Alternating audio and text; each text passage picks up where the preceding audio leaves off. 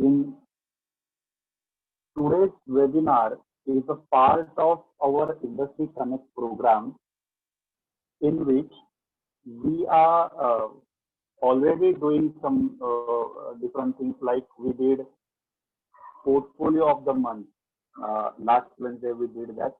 That was industry experts who will check shortlisted portfolios of students who have completed the course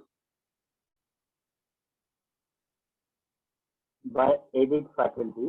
The expert will choose the top portfolio of the month from this shortlisted portfolio. In this session, students will get tips to make their portfolios industry ready. This we did last Wednesday. One more thing we are going to do, like edit live studio, we are thinking to do that. And today's webinar is a part of add-on skill. Add-on skill, the primary skill of UX/UI designer is conducting user research, doing user process, making app usable, designing mobile screens and website screens. This is a basic thing, but additional skills enable UX/UI designer to be the versatile and thereby offer quicker growth in the industry. So to make your skill versatile, we on each Wednesday we are trying to give you some additional skills. In that, today we are going to see responsive website coding with Bootstrap. Now, responsive website, we all know, responsive website is basically a website which responds as per the devices like desktop, tab, and mobile. So the same design will be look little different on mobile, and then it adjusts itself for tab, and then it adjusts itself for desktop. So Mangesh Monde, the expert, is available here, and he is going to get us through this responsive website coding with Bootstrap. We are not claiming that after this 2-hour session you will be expert in Bootstrap and you will be started designing responsive websites. But the objective of this session is basically for you to understand what is responsive website design, how it works, so that you in your portfolio you are having a project old to new website. In that, the new website you are going to design responsive. So this will help you to design your old to new project correctly, which will make your portfolio better and industry ready. So now I will ask Mangesh sir to proceed. So over to you, Mangesh sir. Good afternoon, everybody. Now we start today's topic: responsive website coding with Bootstrap.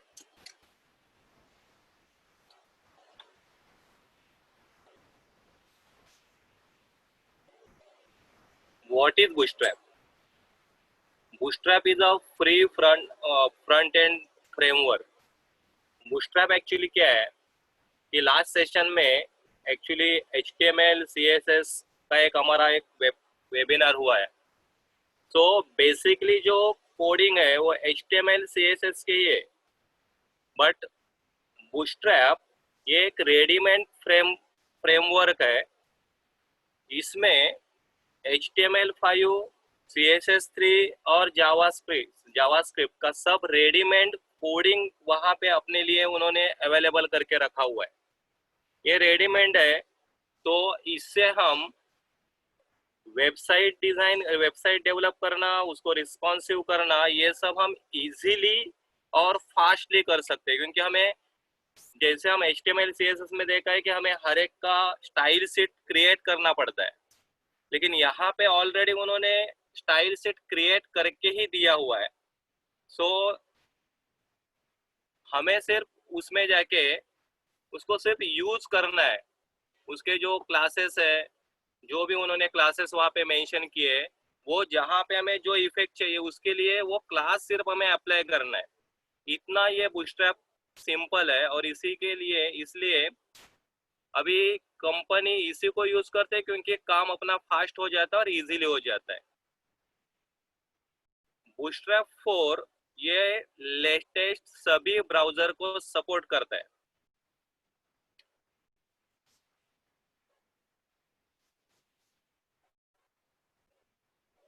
Basically जब हम bootstrap के बारे में, जब हम coding के बारे में सोचते हैं, तो बूटस्ट्रैप ग्रिड सिस्टम पे काम करता है। तो यहाँ पे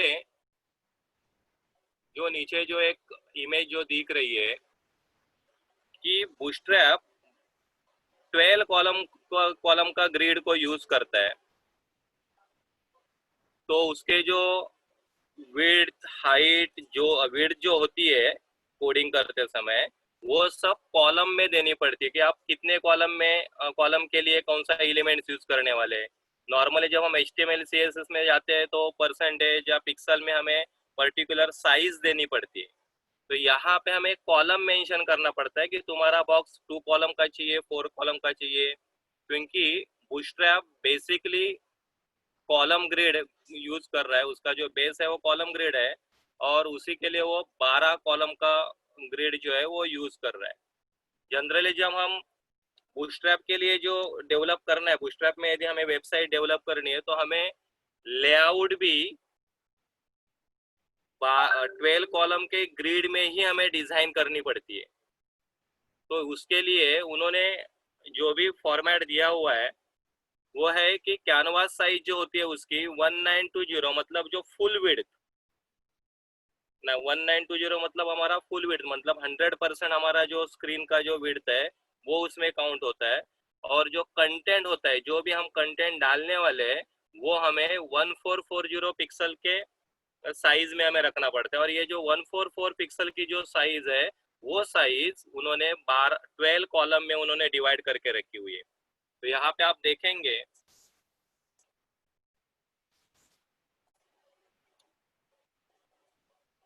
तो यहाँ पे वो 12 कॉलम का है। तो यहाँ से लेके यहाँ तक ये जो है ये 1920 का विड्थ है, और ये जो है यहाँ से लेके यहाँ तक ये 1440 का कंटेंट के लिए ग्रिड है।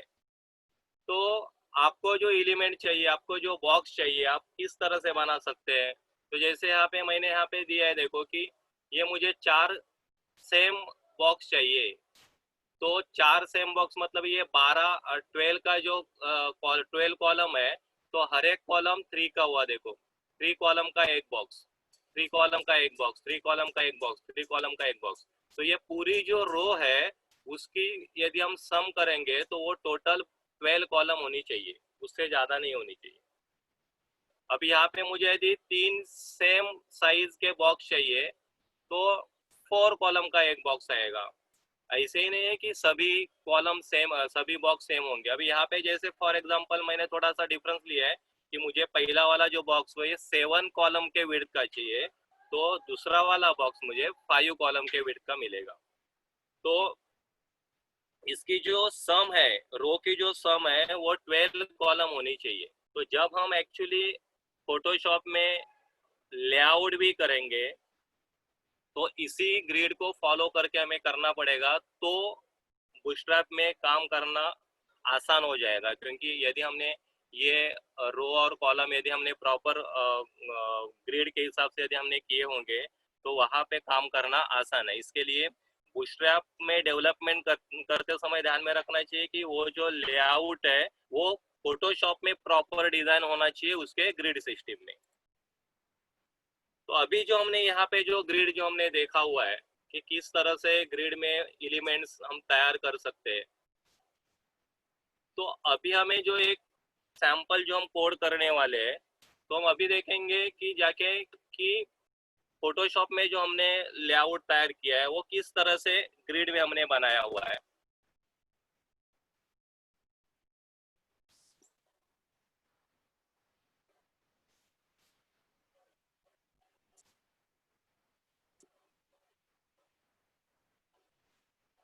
ये अपना लेआउट है कि जो हमें कोडिंग करना है, तो जैसे वहां पे हमने अभी जो ग्रिड देखा है 12 कॉलम ग्रिड, यहाँ पे वैसे ही ग्रिड है।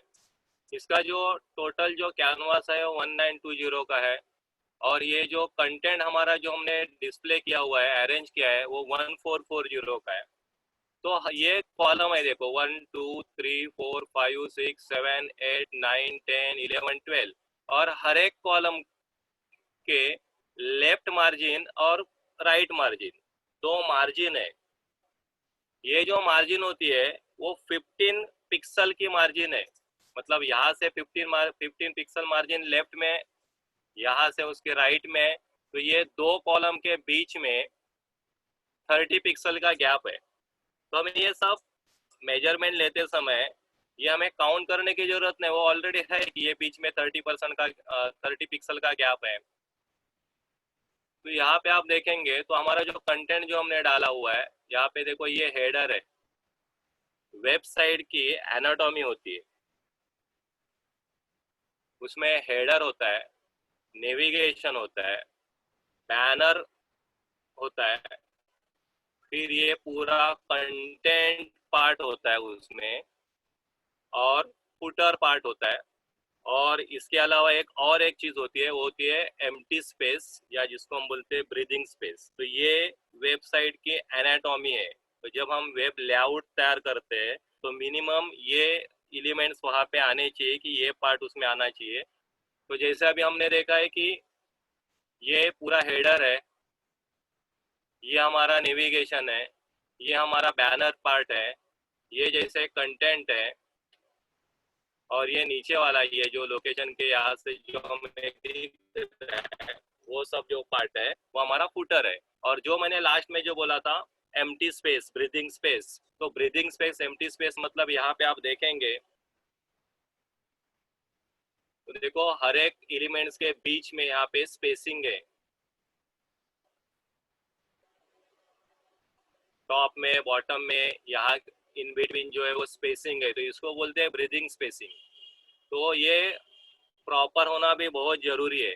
तो जनरली ये अपना जो लेआउट है, ये लेआउट हमने उसी ग्रिड को 1440 की जो ग्रिड है, 12 कॉलम की जो ग्रिड है, उसी को फॉलो करके यहाँ पे हमने बनाया है। और ऐसे ही आपको बनाना पड़ेगा कि जो हम इजीली जाके उसको बूटस्ट्रैप में हम कन्वर्ट कर सकते हैं।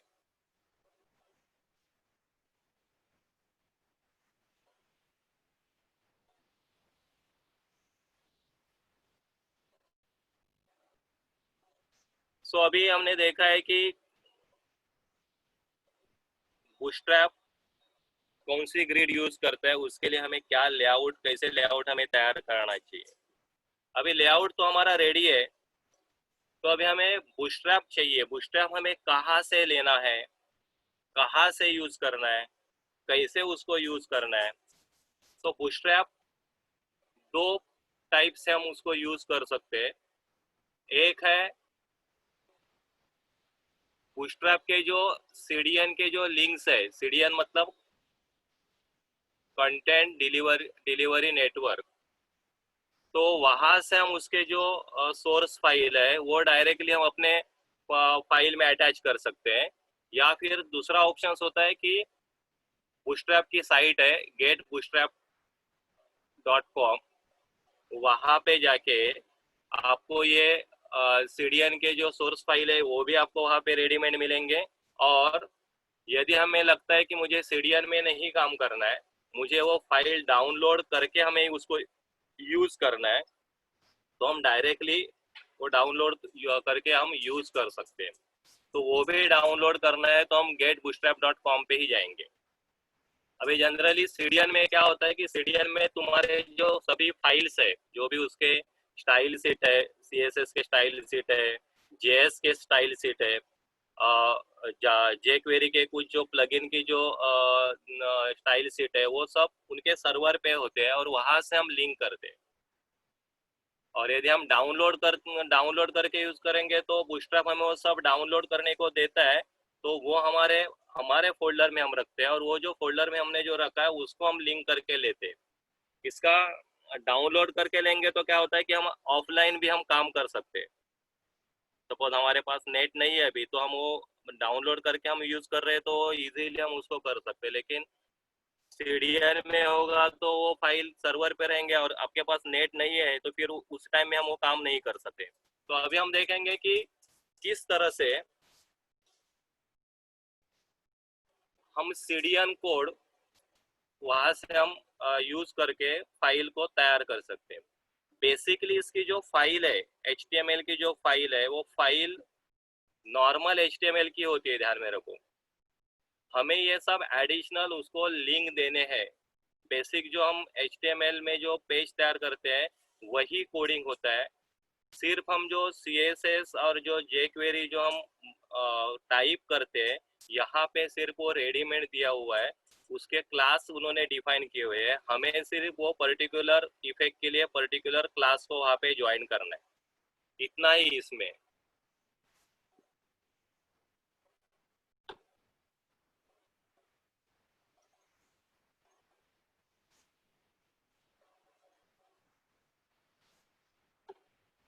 तो ये है bootstrap.com, ये साइट है।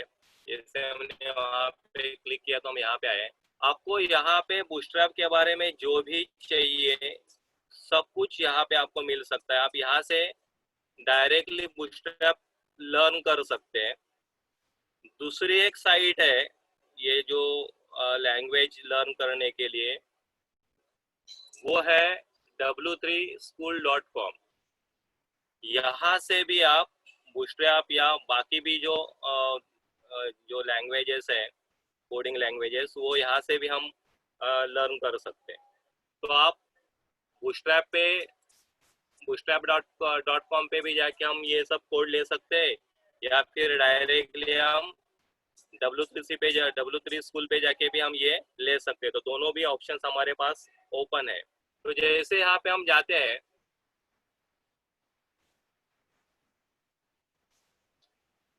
तो सीडीएन के लिए वो डायरेक्टली यहाँ पे सभी फाइल्स का सोर्स देते हैं। देखो ये सब उन्होंने दे दिए है।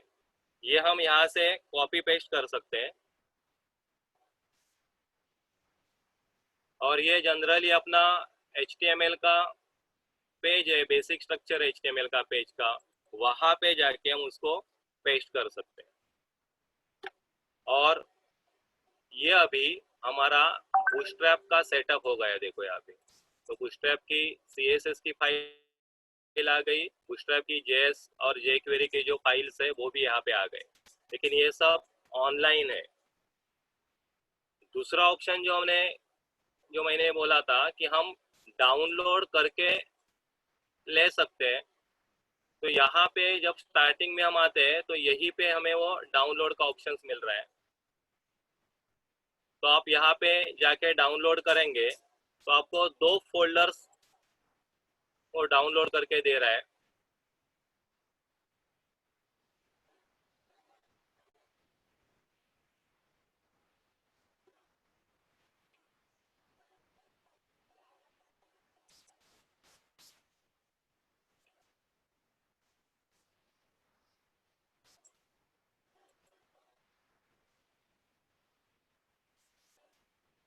ये देखो उन्होंने डाउनलोड करके मुझे दिया है। ये CSS की फोल्डर है कि जितने भी CSS के स्टाइल सेट है उनके, वो ये CSS के फोल्डर्स में है। JS के जो भी उन्होंने यूज किए हुए वहाँ पे वो सब JS के फाइल्स यहाँ पे उन्होंने दे दिए। तो हमें ये दोनों भी फोल्डर्स हमारे वेब के फोल्डर्स में हमें उसको यूज करना पड़ेगा। तो अभी हमने 3 मेन पॉइंट्स हमने देखे हुए। एक तो बूटस्ट्रैप क्या होता है, सेकंड हमने देखा है कि बूटस्ट्रैप के लिए ग्रिड सिस्टम कितनी इम्पोर्टेंट है और कैसे उसको ग्रिड को यूज करते हैं, और लेआउट भी हम कैसे उसमें ग्रिड में करते हैं। तीसरा हमने देखा है कि बूटस्ट्रैप यूज करना है तो बूटस्ट्रैप यूज कैसे करते हैं और कहाँ से करते हैं। तो getbootstrap.com ये उसकी ऑफिशियली साइट है, और दूसरी जो साइट्स है अपने लिए वो w3school.com। तो ये दोनों साइट्स में जाके आप कहीं से भी ये जो कोड है वो आपको सीडीएन चाहिए तो सीडीएन वहाँ से कॉपी पेस्ट करते हैं, या फिर हम जाके उसको डाउनलोड करके ले सकते हैं। आपको डाउनलोड करना है तो getbootstrap.com पे जाना पड़ेगा।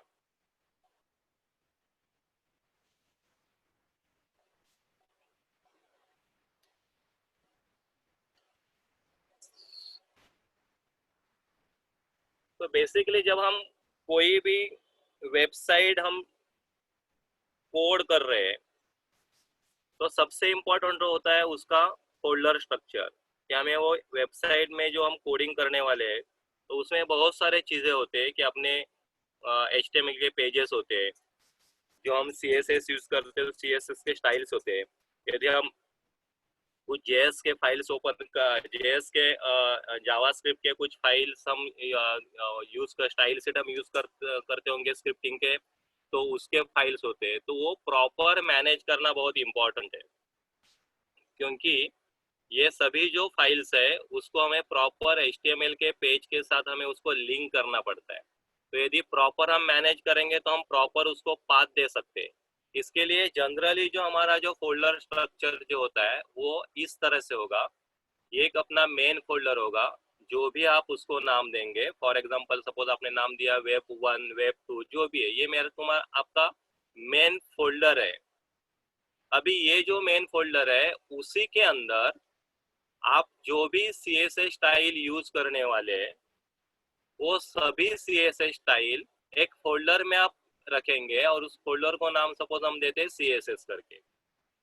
आप इस वेबसाइट आप ये साइट में जो भी जावास्क्रिप्ट के जो भी स्क्रिप्ट यूज करने वाले हैं उसकी जो स्टाइल शीट है स्क्रिप्ट की, वो आप एक ही फोल्डर में रखेंगे। उसको हम नाम देंगे JS।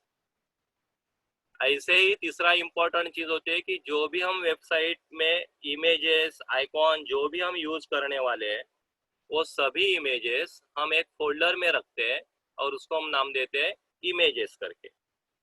और फिर और भी आगे जाके सपोज उसमें अपने PHP किया या और भी कोई हमने अदर कोई स्क्रिप्ट यूज किए होंगे तो हर एक के फाइल को एक सेपरेट फोल्डर में हम रखेंगे और उसका उसी का नाम देके उसको हम यूज करेंगे। और ये जो अलग अलग जो फोल्डर है उसके अलावा आपके वेबसाइट में जितने भी पेजेस होंगे, जैसे कि यहाँ पे मैंने लिखा HTML पेज, तो हो सकता है कि तुम्हारा इंडेक्स पेज जो वेबसाइट का जो मेन पेज होता है जिसको हम होम पेज बोलते हैं उसको हम नाम देते हैं index.html, तो वो इंडेक्स पेज होगा। फिर ये सेकंड वाला तुम्हारा सपोज अबाउट पेज होगा, product.html होगा, about.html होगा, index.html होगा, क्योंकि ये सभी HTML के पेजेस। तो तुम्हारे पास जितने पेजेस है 5 पेजेस है 10 पेजेस है 100 पेजेस है, जितने भी पेजेस है आपको यहाँ पे रखना है।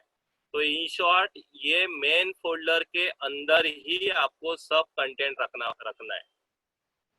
तो ये जो पेजेस जो है इसमें जो भी चाहिए तो CSS की स्टाइल शीट अटैच करना है तो आप ये CSS फोल्डर से वो स्टाइल शीट लेंगे। JS का कुछ अटैच करना है तो JS से वो लेंगे। इमेज चाहिए तो आप इमेज फोल्डर से लेंगे। तो ये इस तरह से तुम्हारा फोल्डर स्ट्रक्चर प्रॉपर होना जरूरी है। तो आपका वो जो पाथ हमें जो लगे लिंक करते समय जो हम पाथ लगा देते हैं वो पाथ आपका प्रॉपर लगेगा, तो आगे जाके वो लिंक ब्रेक नहीं होते। तो इसके लिए बहुत इम्पोर्टेंट है कि उसको सही तरीके से हम फोल्डर स्ट्रक्चर उसको तैयार करेंगे। हम देखेंगे कि अभी मैंने यहाँ पे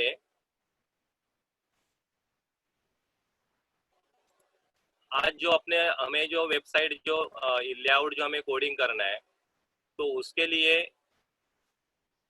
यहाँ पे देखो मैंने एक वेबसाइट करके एक फोल्डर रखा हुआ है। ये मेरा मेन फोल्डर है। अभी ये फोल्डर के अंदर मैंने स्ट्रक्चर तैयार करके रखा हुआ है देखो, क्योंकि अपने पास अभी टाइम नहीं है इतना कि ये सब करने के लिए। तो ये मेरा मेन फोल्डर है। मेन फोल्डर के अंदर मेरा CSS है, मेरे इमेजेस फोल्डर है, मेरा JS फोल्डर है और मेरे HTML के पेजेस है। तो इंडेक्स है, इंडेक्स की जगह पे मैं भी सपोज लेता हूँ अबाउट। तो ये HTML के पेजेस है, ये मेरा CSS का फोल्डर है, ये मेरा इमेजेस का फोल्डर है, ये मेरा JS का फोल्डर है।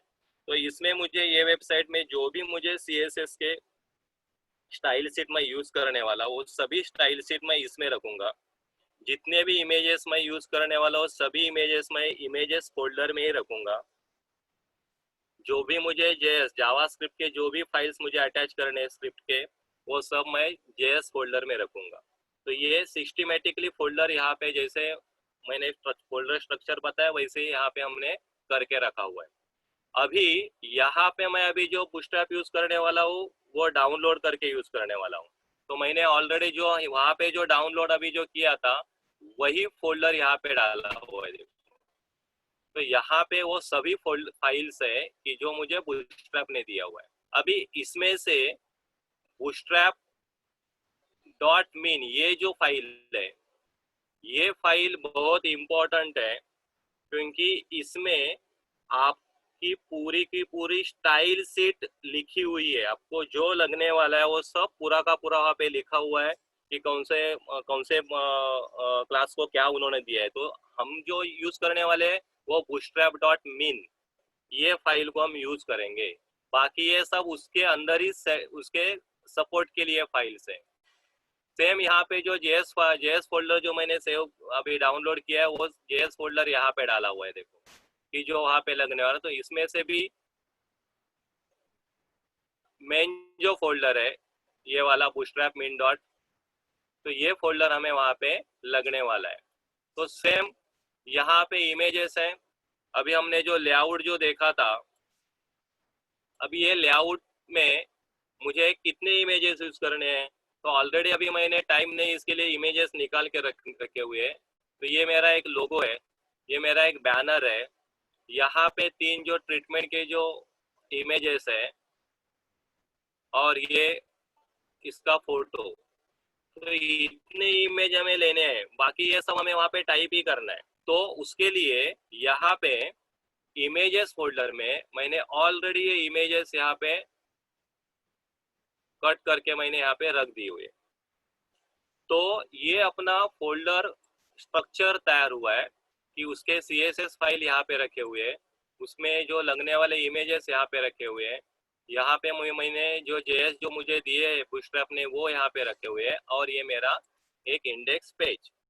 तो यहाँ पे मेरा इंडेक्स पेज है।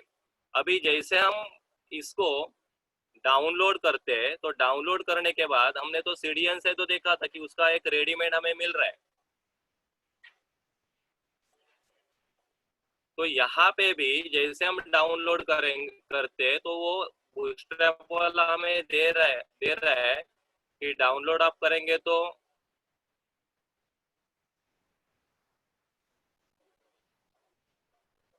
उसके जो सोर्स फाइल है वो सोर्स फाइल यदि डाउनलोड करेंगे तो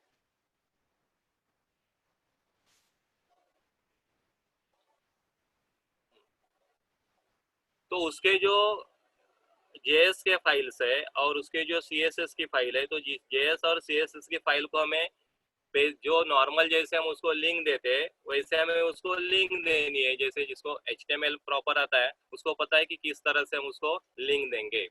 तो ये जैसे हमारा बेसिक स्ट्रक्चर है HTML का। तो इसमें ये मैन्युअली हमने उसको लिंक दिया है देखो कि CSS के फोल्डर के अंदर की bootstrap.min.css ये फाइल हमने अटैच की है। ये स्क्रिप्टेड की फॉर्म ये है और ये ऑनलाइन 2 फाइल हमें यूज करने ही पड़ते हैं। जो उसमें जो पॉपअप जैसे होता है या फिर एडिशनल कुछ उसके जो jQuery के लिए या फिर वो जावास्क्रिप्ट के कुछ प्लगइन चाहिए तो उसके लिए। और एक उसका मेन जो JS फोल्डर में जो है bootstrap.min.js तो ये फाइल इस तरह से हम यहाँ पे उसको अटैच कर सकते हैं। इसका जो कोड चाहिए तो डायरेक्टली आपको बूटस्ट्रैप में भी मिल सकता है। देखो ये CDN का है तो CDN से हम करेंगे तो वो उस तरह से देना पड़ेगा। और यदि आपने यदि डाउनलोड किया होगा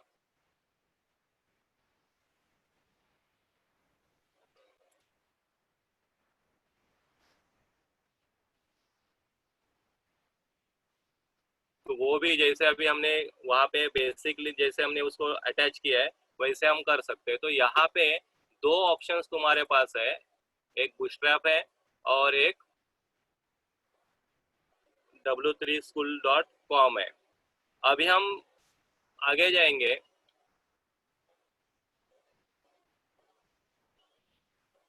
So before we start, if you have anything to ask, you can put in the chat box so that you will get a clear idea of what we are going through.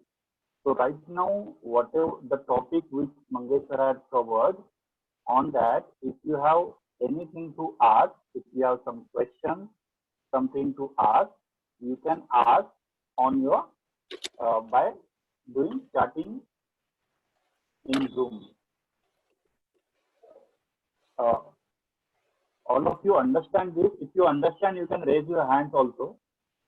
That also will come to know.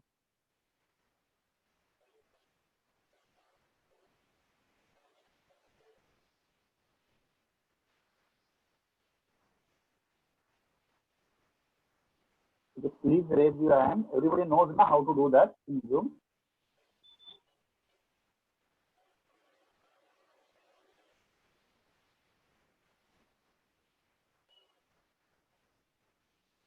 There is a option in your app if you are using it using desktop, laptop, or mobile. Okay. Let us see if you have anything in chat box. Okay. So you understood this, that 2-3 topics. One, how to download Bootstrap. Second, how to make a folder structure for this complete coding. And third, how to start, now we are going to start the coding. As you come to know all this folder structure, all this theory and concepts about this. So Mangesh sir, please start. So now we see how to coding our layout. जैसे मैंने अभी भी बोला था कि हमारे जो जब हम लेआउट करते हैं, वेबसाइट करते हैं, वेबसाइट के Mangesh sir, one minute. One question was asked. It is free to download. So Bootstrap is free. There is no royalty, no charges. It is like HTML, CSS, and JavaScript. So this is also a complete free technology. You can download it for free. You can use it for your commercial purpose also. So now I think Mangesh sir, you can start. If some query comes or question, I will ask them later on. Okay. So अभी जैसे हमने layout जो हमने already देखा हुआ है, तो उसी का एक एक पार्ट हम कोड करके देखेंगे।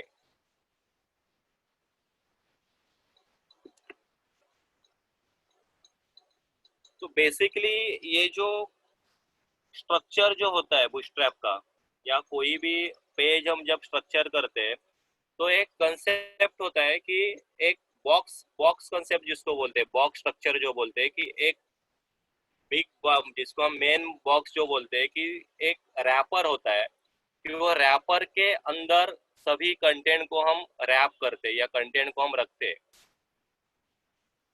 तो ये जो रैपर होता है, तो यहाँ पे उन्होंने हर एक के लिए HTML CSS में क्या होता है कि जब हम CSS स्टाइल शीट लिखते हैं, तो हम क्लास को हमें जो चाहिए वो हम नेम देते हैं।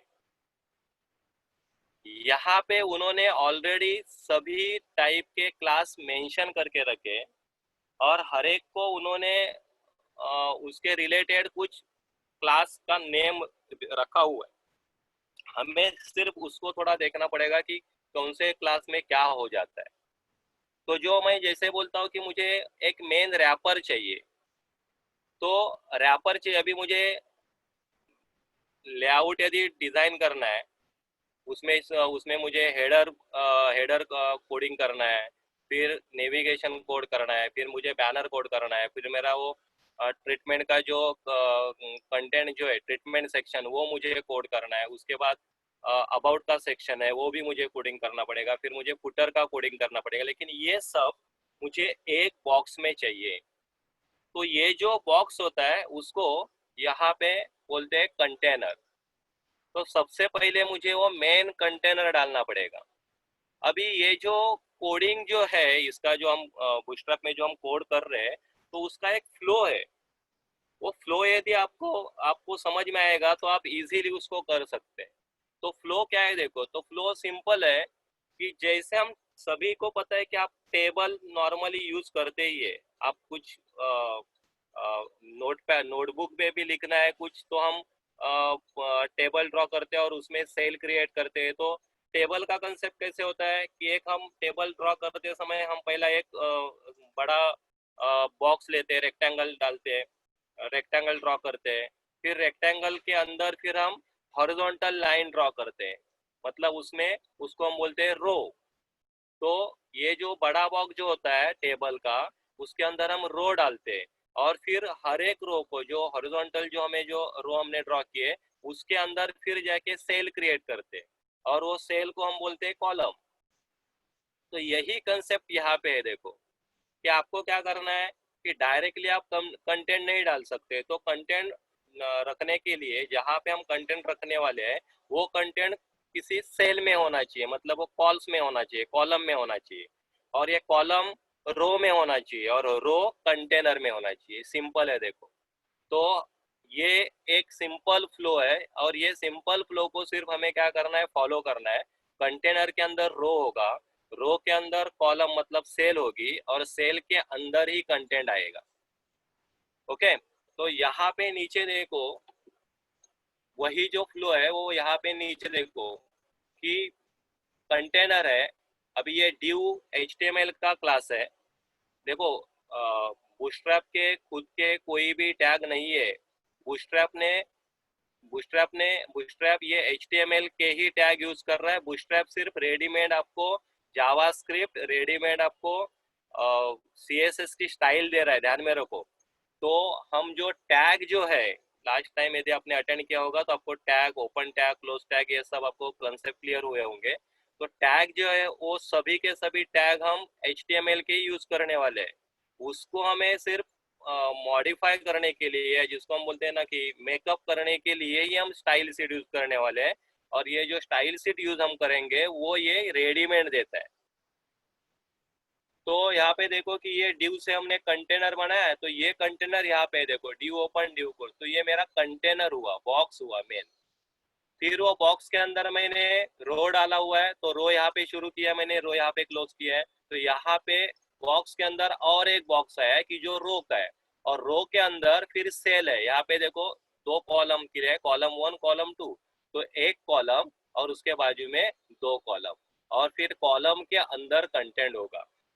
तो ये जनरली फ्लो है कि इसी फ्लो को हमें प्रॉपर फॉलो करना चाहिए, तो कुछ प्रॉब्लम नहीं आएगा। तो अभी हम एक्चुअली देखेंगे कि हमें कंटेनर किस तरह से डालना है अपने पेज में।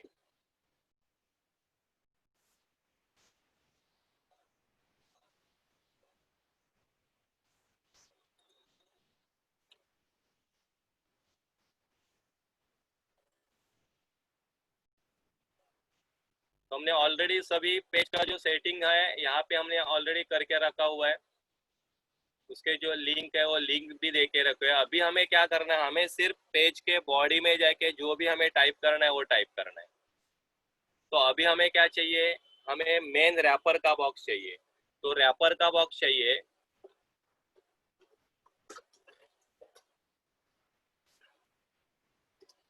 तो हमने डिव लिया।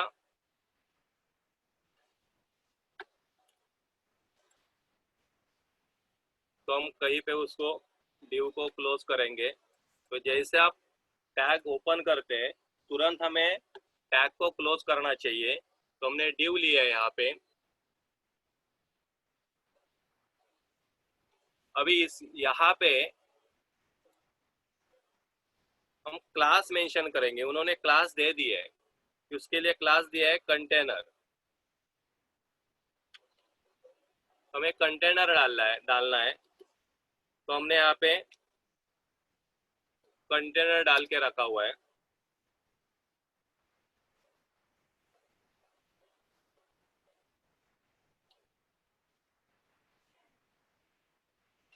अभी ये जो मैं यहाँ पे जो लिख रहा हूँ इसको बोलते हैं कमेंट्स।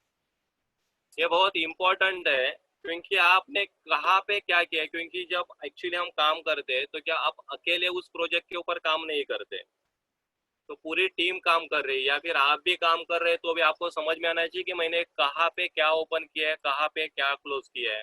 तो मुझे अभी समझ में आया कि मैंने यहाँ पे मेन रैपर के लिए मैंने यहाँ पे कोड दिया है, और ये मैंने वो कोड यहाँ पे क्लोज हो रहा है, मतलब ये बॉक्स यहाँ पे क्लोज हो रहा है, तो इसको हम बोलते हैं ये HTML की कमेंट्स लिखने की स्टाइल है। CSS में हम लिखेंगे तो उसकी जो स्टाइल है लिखने की वो अलग है, हर एक प्रोग्रामिंग लैंग्वेज में उसकी खुद की एक कमेंट्स लिखने की स्टाइल होती है, तो ये HTML की स्टाइल है। तो मैंने यहाँ पे अभी क्लास ओपन किया है और उसको नाम दिया मैंने कंटेनर। अभी ये जो मैंने कंटेनर जो नाम दिया है, तो अभी हम जाके चेक करेंगे कि वहां पे क्या हुआ।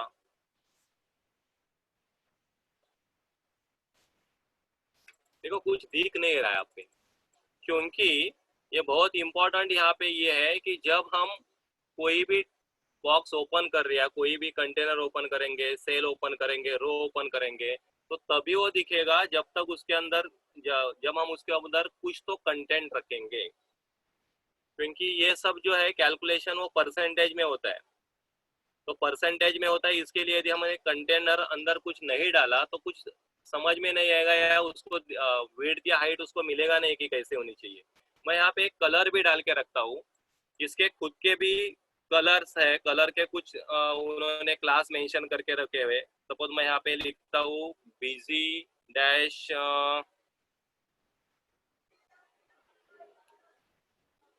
प्राइमरी, ये कलर कोड कलर का क्लास है उन्होंने दिया हुआ है। ऐसे बहुत सारे क्लास उन्होंने दिया है, busy dash primary, busy dash secondary, busy dash success, busy dash info, warning, danger, ऐसे बहुत सारे क्लास है। ये आप जिसको अटैच करेंगे, अभी मैंने बीजी को अटैच किया तो बैकग्राउंड के लिए आएगा। मैंने सपोज इसको टेक्स्ट के साथ अटैच किया, टेक्स्ट डैश प्राइमरी करेंगे तो टेक्स्ट के लिए कलर देगा।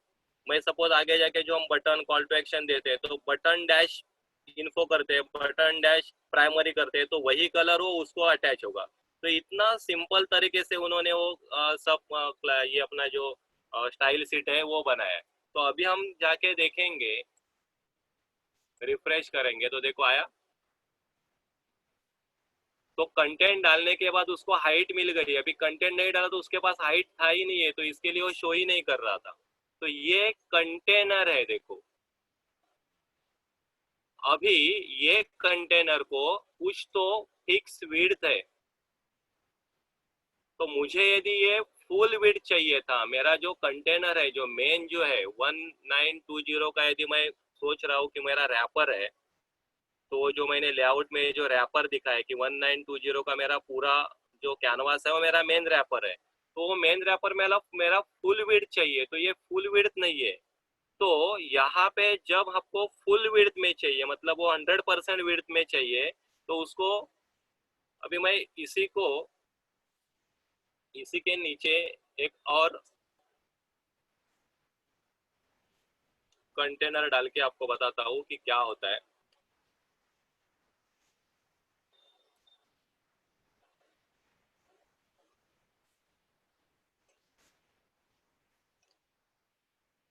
कंटेनर डैश फ्लूइड करके मैं डाल रहा हूँ। अभी ये क्लास यहाँ पे मैंने कंटेनर क्लास डाला है और यहाँ पे क्लास मैंने फ्लूइड करके डाला है। देखो यहाँ पे मैं क्लास इज इक्वल टू के अंदर एक और ये दूसरा क्लास मैं डाल रहा हूँ, तो यहाँ पे हम मल्टी क्लास यूज कर सकते हैं। आपको जितने करने हैं उतने क्लास आप एक ही क्लास में मेंशन कर सकते हैं। देखो अभी तो आपको जहाँ पे आप पर्टिकुलर एलिमेंट्स की जो विड्थ है वो आपको यदि परसेंटेज में चाहिए, तो आपको वो जो क्लास है उसके बाजू में जाके आपको फ्लूइड डैश फ्लूइड लिखना होता है। तो यहाँ पे अभी मैंने यहाँ पे दोनों भी डाले, मैंने कंटेनर भी डाला है, तो कंटेनर हम डालते हैं तो वो पर्टिकुलर साइज में आता है, और जब मैंने कंटेनर फ्लूइड डाला वो 100% में गया। देखो तो हमें क्या चाहिए, हमें यहाँ पे मेन अपना रैपर है तो हमें चाहिए वो कंटेनर फ्लूइड। तो ये मेन रैपर हुआ।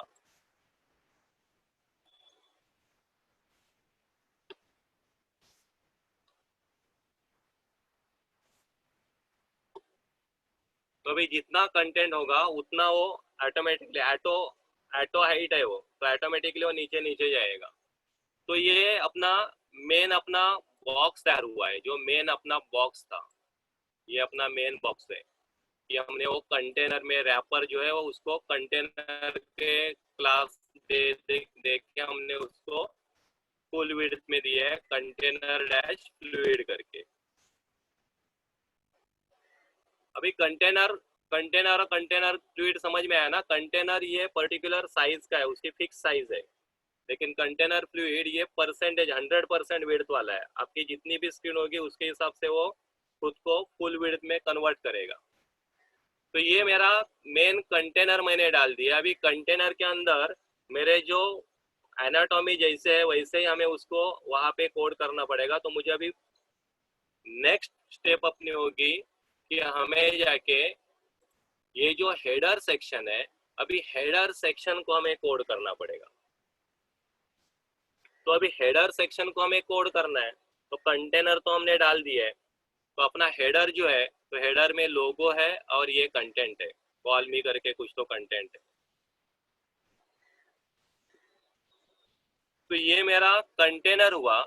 तो कंटेनर होने के बाद जैसे हमने फ्लो देखा है कि कंटेनर के अंदर रो और रो के अंदर कॉलम, तो कंटेनर हुआ तो मुझे रो चाहिए, तो मैंने रो दिया है। तो रो ओपन। अभी देखो हर एक सेक्शन की ये अलग अलग रो होगी, मतलब अभी ये जो रो है ये तुम्हारी रो होगी हेडर के लिए, क्योंकि मेन कंटेनर के अंदर जितने हमारे सेक्शन है उतने रोज हो जाएंगे।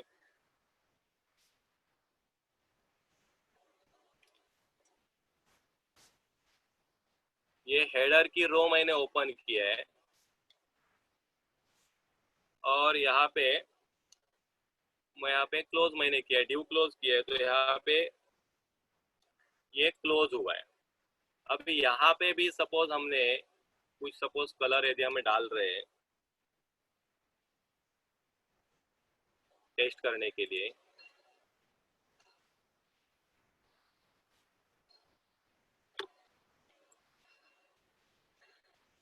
देखो ये रो हुआ, लेकिन हमारा जो डिजाइन है वो डिजाइन देखो कैसे है।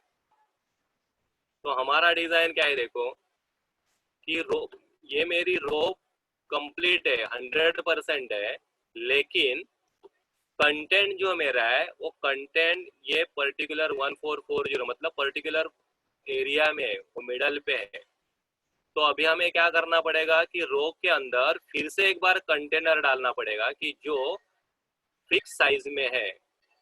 तो इसके लिए ये थोड़ा सा हमें लॉजिकली यूज करना पड़ेगा कि हमने एक बड़ा कंटेनर लिया है, कंटेनर डैश फ्लूइड लिया है, फिर हमने उसमें रो, ये सब रो डालने पड़ेंगे। देखो ये भी रो है, ये भी रो है, सब रो है। और ये रो मतलब एक सेक्शन है कि ये हेडर सेक्शन है, ये नेविगेशन सेक्शन है, ये तुम्हारा बैनर का सेक्शन है, ये पूरा तुम्हारा ट्रीटमेंट का सेक्शन है, फिर ये तुम्हारा अबाउट का सेक्शन है, और ये तुम्हारा फुटर का सेक्शन है। तो मेन जो तुम्हारा कंटेनर फ्लूइड है उसमें इतने रोज आएंगे। अभी ये रो में हम यदि डिजाइन देख रहे हैं तो हमें डिजाइन देख के ही काम करना पड़ेगा। ये लोगो यहाँ से नहीं शुरू हुआ है, यदि ये स्टार्टिंग से यदि शुरू होता है और ये भी यहाँ से खत्म होता है तो हम डायरेक्टली उसमें कॉलम डाल सकते थे। लेकिन अभी हमारा कंटेंट देखो क्या है कि कंटेंट हमारा हमने मिडल पे उसको प्लेस किया हुआ है, लेफ्ट और राइट में दोनों जगह पे कुछ तो मार्जिन है। तो अभी हम डायरेक्टली उसमें कॉलम डालेंगे तो ये डिजाइन प्रॉपर नहीं होगी, तो हमें फिर से उसमें क्या करना पड़ेगा, एक कंटेनर डालना पड़ेगा। अभी हम डाल के देखते हैं, फिर ये आपको कंसेप्ट क्लियर आया तो फिर आगे का काम अपना फास्ट होगा। तो ये रो के अंदर मैं फिर से एक कंटेनर डाल रहा हूँ।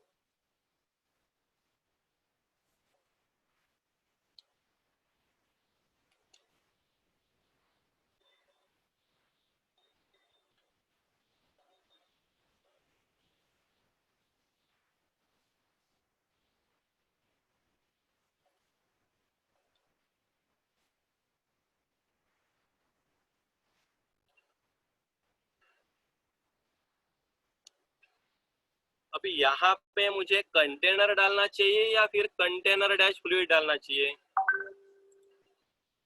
क्या रिक्वायरमेंट है यहाँ पे हमें? कौन बताएगा? लॉजिकली बताओ, लॉजिकली। हम यहाँ पे कंटेनर और कंटेनर फ्लूइड में यदि डिफरेंस समझ में आया होगा तो हमें यहाँ पे कंटेनर फ्लूइड डालना चाहिए, कंटेनर डालना चाहिए?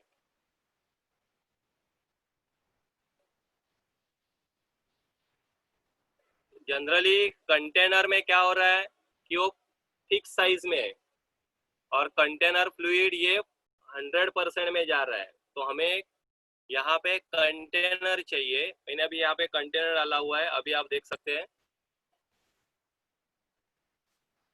उसको मैं कलर देता हूँ, बिजी डैश इन्फो देता हूँ। चलो देखो स्ट्रक्चर आ रहा है कि ये मेरा कंटेनर मेन रैपर है, उसके अंदर मैंने एक रो डाला हुआ है क्योंकि अभी फिलहाल उसी को मैं कर रहा हूँ, और इसके अंदर मैंने कंटेनर डाला है, तो कंटेनर ऑटोमेटिकली मिडल पे आया हुआ है फिक्स साइज में, और लेफ्ट और राइट में मुझे सेम मार्जिन की स्पेस मिल रही है। अभी इसके अंदर फिर से कंटेनर डाला है तो मुझे रो डालनी पड़ेगी, तो मैं अभी रो डाल रहा हूँ।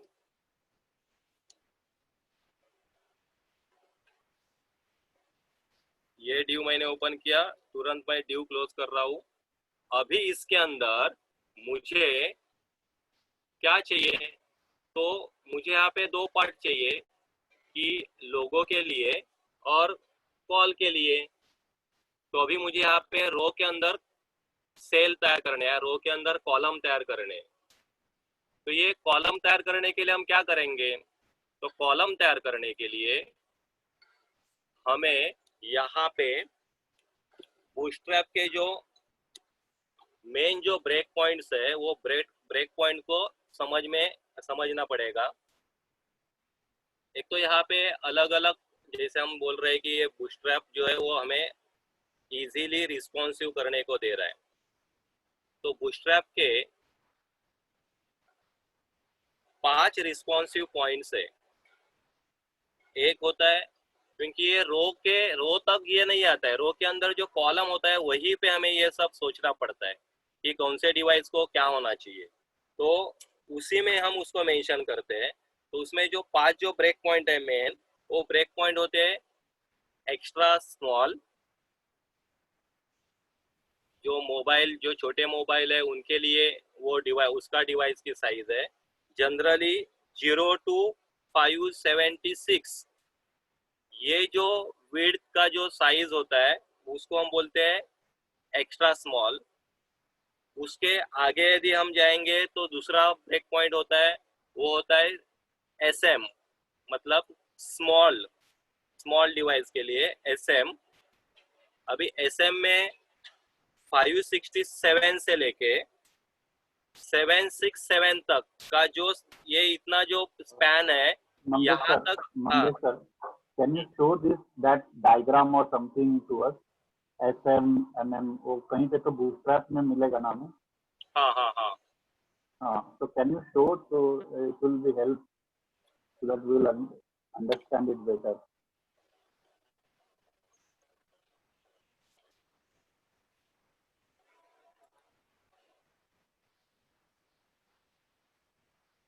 Yeah, ऊपर ऊपर ऊपर ऊपर ऊपर और या। तो बेसिकली ये जो है वो एक्स्ट्रा स्मॉल डिवाइस है जो लेस देन 576, मतलब 0 to 576 तक जो विड्थ होती है वो यदि आपको शो करना है तो हमें यहाँ पे XS करके उसका ये होता है, कोड होता है, क्लास का नाम होता है। फिर SM है जो स्मॉल डिवाइस के लिए, ये इससे मतलब 576 से शुरू होता है और 767 तक का जो स्पैन होता है, जो पूरा जो विड्थ है वो इसके अंदर आता है। फिर है मीडियम, तो मीडियम मतलब जो हम इसको टैप के लिए टैब का जो ब्रेक पॉइंट है वो ब्रेक पॉइंट मानते हैं कि टैब के लिए हम उसको मीडियम यूज करते हैं। तो मीडियम शुरू होता है 768 से और 768 से लेके 991 इतनी जो विड्थ होती है स्क्रीन की, तो मिनिमम 768 और मैक्सिमम 991 तक। तो ये जो हमें शो करना है तो हमें वहाँ पे कॉल को हमें एमडी करके क्लास देना पड़ता है। लार्ज जो है एलजी है वो डेस्कटॉप के लिए है कि जो स्टार्ट होता है मीडियम के आगे 992 से और वो 992 से लेके 1199 तक का जो स्क्रीन की जो विड्थ है वो हम एलजी में कवर करते हैं। और एक्स्ट्रा लार्ज एक्सएल 1200 से लेके आगे जो भी डिवाइस की साइज है वो सब हम इसमें कवर करते हैं। मतलब जो बिग जो डेस्कटॉप होते हैं या टीवी पे भी अभी लोग देख सकते हैं, तो ये सब एक्स्ट्रा लार्ज पे आते हैं। तो जब हम एक्चुअली यहाँ पे कॉलम तैयार कर रहे हैं तो अभी हम स्टार्टिंग में मुझे अभी कितने कॉलम चाहिए यहाँ पे, तो मुझे सिर्फ 2 कॉलम चाहिए। तो एक रो में मुझे 2 कॉलम डालने, तो रो में मुझे 2 कॉलम डालने हैं, तो मुझे वो डिसाइड करना है कि 1 कॉलम कितना होगा और सेकंड कॉलम कितना होगा। तो यहाँ पे अभी सब जगह पे यूज करना है div class is equal to into double quote call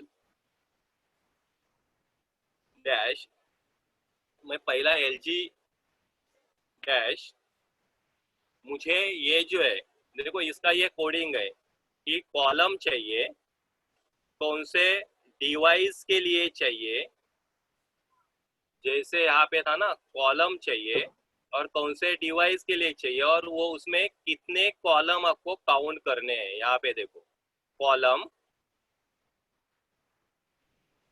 कौन से डिवाइस के लिए, SM में चाहिए, MD में चाहिए, LG में चाहिए, जो चाहिए और कितने कॉलम का ये बॉक्स बनना चाहिए।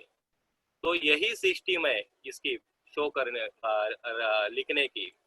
तो यहाँ पे जैसे अभी मैंने लिखा है कि मुझे कॉलम चाहिए किसके किसके लिए चाहिए, मुझे लार्ज के लिए मतलब डेस्कटॉप के लिए चाहिए और 4 कॉलम का बनना चाहिए। मतलब यहाँ पे जो हम बोल रहे हैं ना कि मेरा ये बॉक्स इसमें 4 कॉलम का सपोज बनना चाहिए, या सपोज मैंने यहाँ पे 3 कॉलम यूज किया है तो मैं यहाँ पे सपोज लिखता हूँ मुझे 3 कॉलम का वो बॉक्स चाहिए। तो ये एक जो बॉक्स है ये मेरा 3 कॉलम का हुआ। तो अभी ये मुझे दूसरा जो कॉलम है वो दूसरा कॉलम भी कितना होना चाहिए, फिर अभी 9 कॉलम का होगा क्योंकि दोनों की जो सम है वो टोटल 12 होनी चाहिए। तो ये हमने सपोज यहाँ पे मैं फिलहाल लिख रहा हूँ लोगो शो करने के लिए और फिर div class is equal to into double quote col dash LG dash 9।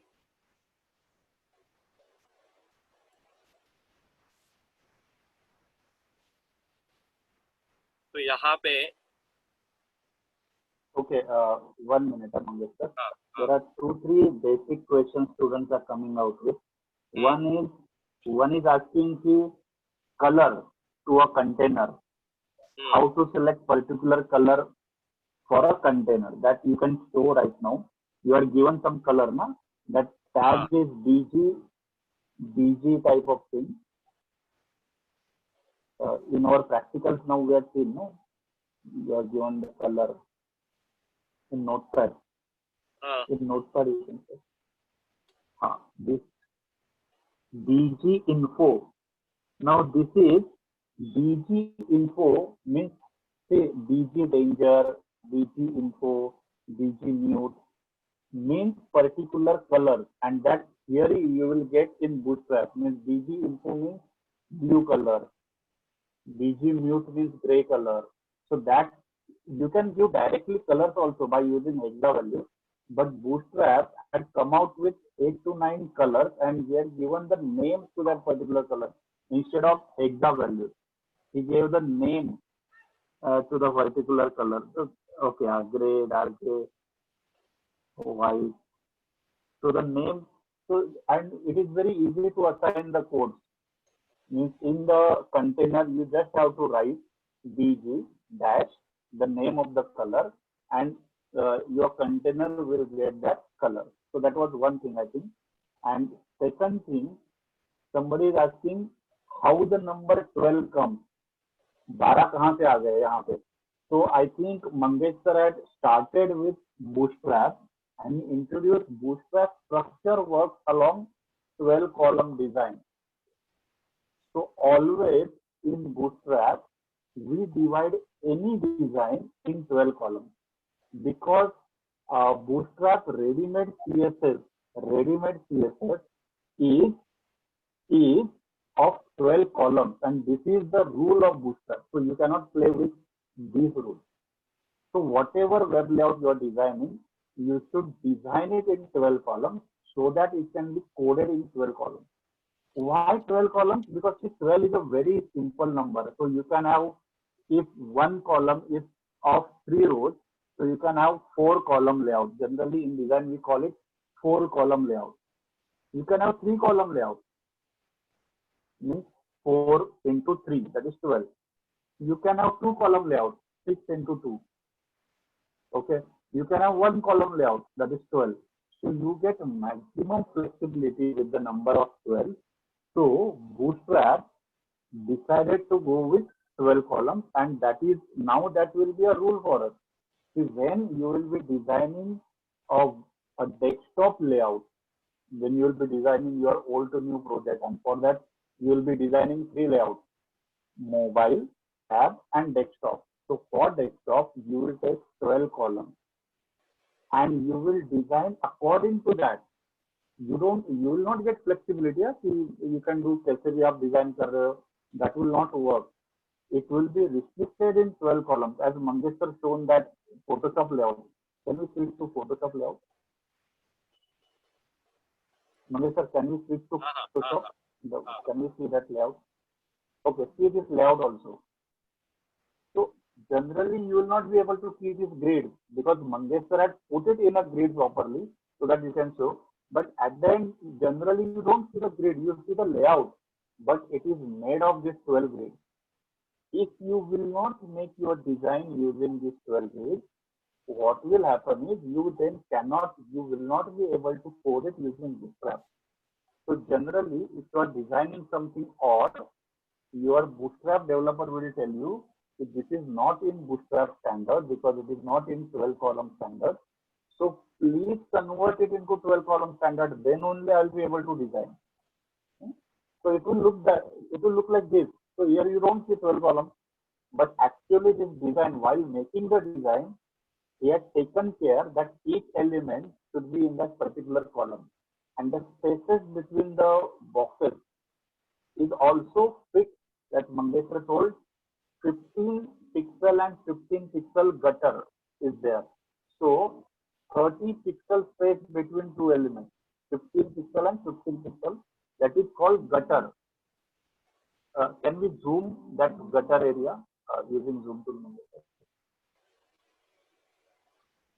Yeah, now if you can see, the large one is a column, and before and after column you see that 2 lines small, so that space is called gutter, and that is also fixed. So when you are going to design your project in Photoshop or in HD later on, web layout, first you need to add this grid, and then only you can design. You cannot just go on designing, and that is why understanding of little bit Bootstrap will always help you to design your project, old to new project, correct and industry standard. I think I have given the answer of 12 column and other things. So one more question is there. Let me check.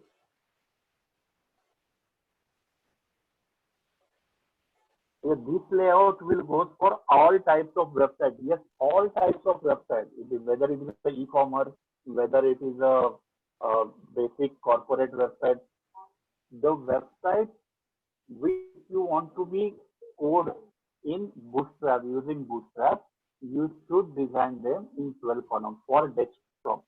For mobile, there is a different system, but for desktop, you can design them using 12 columns.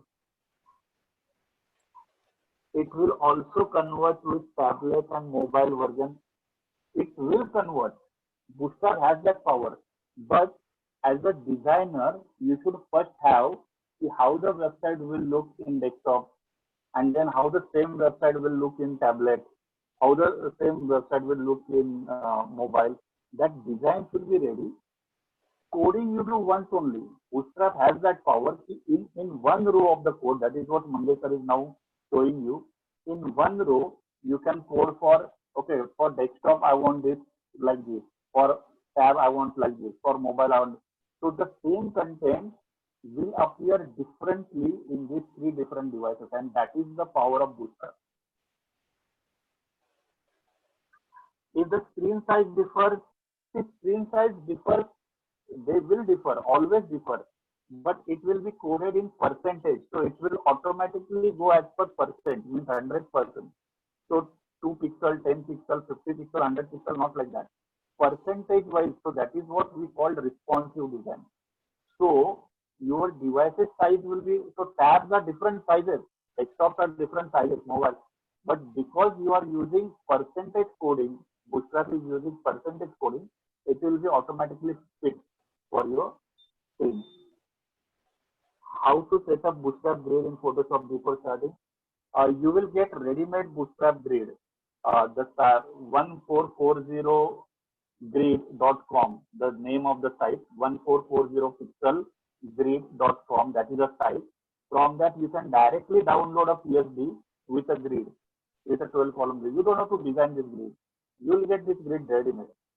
So that is 1440pixelgrid.com. That type of site is there from where you can download. So I think I had answered major question. So let Mangeshkar continue with the coding. Okay. Yeah. So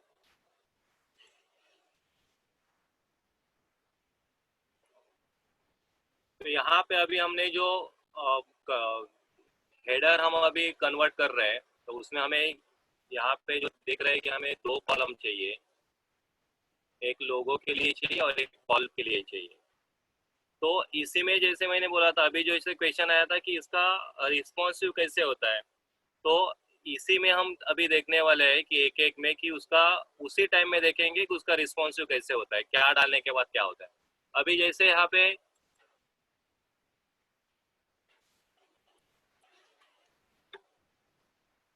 पे जो हमने column जो डाला हुआ है, जो cell create की है रो के अंदर, एक लोगो के लिए और एक कॉल के लिए.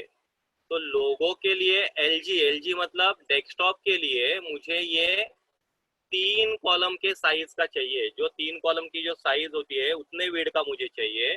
और ये वाला जो कॉल का जो सेक्शन है, वो सेल जो है वो मुझे 9 कॉलम के विड्थ इतनी चाहिए. मीन्स यहाँ पे जैसे, तो ये मुझे 3 कॉलम के विड्थ वाली जितनी भी उसकी विड्थ होगी वो चाहिए, और ये बची हुई है 9 की चाहिए. तो ये कहाँ पे चाहिए हमें? ये हमें चाहिए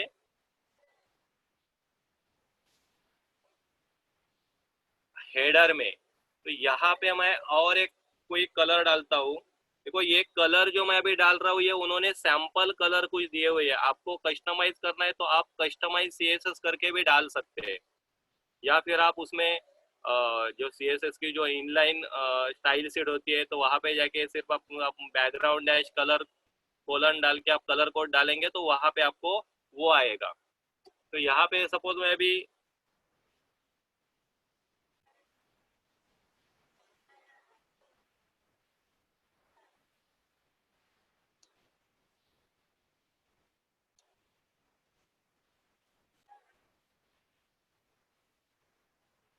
तो ये देखो, ये लोगो अभी जो मेरा है, ये लोगो अभी मेरा हुआ है कि 3 कॉलम के साइज का हुआ है. और ये जो मंगेशकर, हाँ हाँ you start coding, you put the data in, and then we'll explain this student how it happens. So instead of saying theory first, you do it. You code the particular row, that header row, and then we'll show them how it will look in desktop, how it will look in tab, and how it will look in mobile. Okay.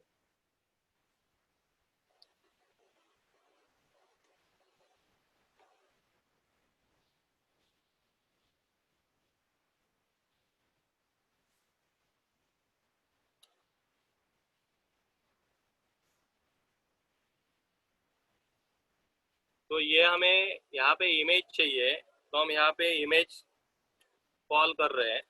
अभी हमारी जो image है, तो image call करने के लिए हमने जो HTML का जो टैग है img, तो वो यूज़ किया है। अभी मेरी जो इमेज है वो इमेजेस के फोल्डर में है। तो इमेजेस के फोल्डर के अंदर की मुझे इमेज चाहिए कि जिसका नाम है logo.png,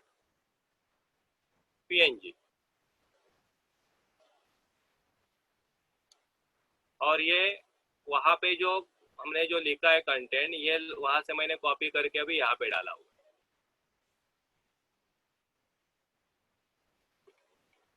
अभी क्या हुआ है, एक्चुअली इसकी जो साइज है उससे भी ये बड़ी इमेज है। तो सिंपल है कि इसको यदि हमें परसेंटेज में हमें उसको देना है, तो यहाँ पे क्लास हम मेंशन करेंगे। जैसे हमने कंटेनर को परसेंटेज में कन्वर्ट करने के लिए हमने उसके आगे सिर्फ फ्लूइड यूज किया, वैसे यहाँ पे हम करेंगे इमेज डैश फ्लूइड करके एक क्लास है कि जो हमें विड्थ को, इमेज को परसेंटेज में कन्वर्ट करता है। अभी वो परसेंटेज में कन्वर्ट हुआ है, तो इसका मतलब वो जिस साइज में हम उसको एडजस्ट करेंगे वो साइज में वो आएगा। यहाँ पे आगे जाके ये सब हमें अभी सोचना है कि यहाँ पे आगे जाके मुझे ये सेंटर में भी होना चाहिए। तो इसके लिए पहले से यहाँ पे मैं उसको अलाइन देता हूँ। ये अलाइन देने के लिए यहाँ पे जो भी अलाइन जो होती है, लेफ्ट अलाइन चाहिए, राइट अलाइन चाहिए, सेंटर अलाइन चाहिए। तो एक सिंपल सा वहाँ पे क्लास है टेक्स्ट डैश सेंटर, तो सेंटर अलाइन होगी। टेक्स्ट डैश राइट, तो राइट अलाइन होगी। टेक्स्ट डैश लेफ्ट, तो लेफ्ट अलाइन होगी। तो उसी तरह से हमें उसको अलाइन देनी है। अभी ये जो नीचे वाला जो है, ये वाला कॉल, तो मुझे यहाँ पे चाहिए, तो वो वहाँ पे चाहिए, तो हमें उसको अलाइन देनी पड़ेगी टेक्स्ट सेंटर। तो यहाँ पे अभी हम देंगे उसको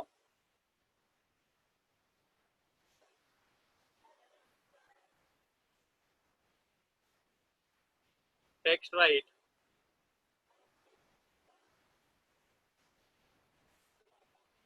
तो देखो राइट में गया। लेकिन मुझे ये जो कंटेंट जो मैंने डाला हुआ है, लोगो और ये, मुझे टॉप और बॉटम में थोड़ी सी मुझे स्पेसिंग चाहिए, पैडिंग चाहिए, क्योंकि वो टच हुआ है ना दोनों के इधर। तो टॉप और बॉटम में, हर एक सेक्शन में टॉप और बॉटम में हमें थोड़ा स्पेसिंग हमें चाहिए। तो यदि हमें वो थोड़ा सा स्पेसिंग चाहिए, तो हम ये यहाँ पे जाके सीधे रो को ही, ये सब आपको थोड़ा सा जब आप इसमें काम करेंगे तो आइडिया आएगी कि कहाँ पे मुझे क्या यूज करना है। तो मैं ये जो हमारी रो है, मेन जो रो है, उसी रो पे जाके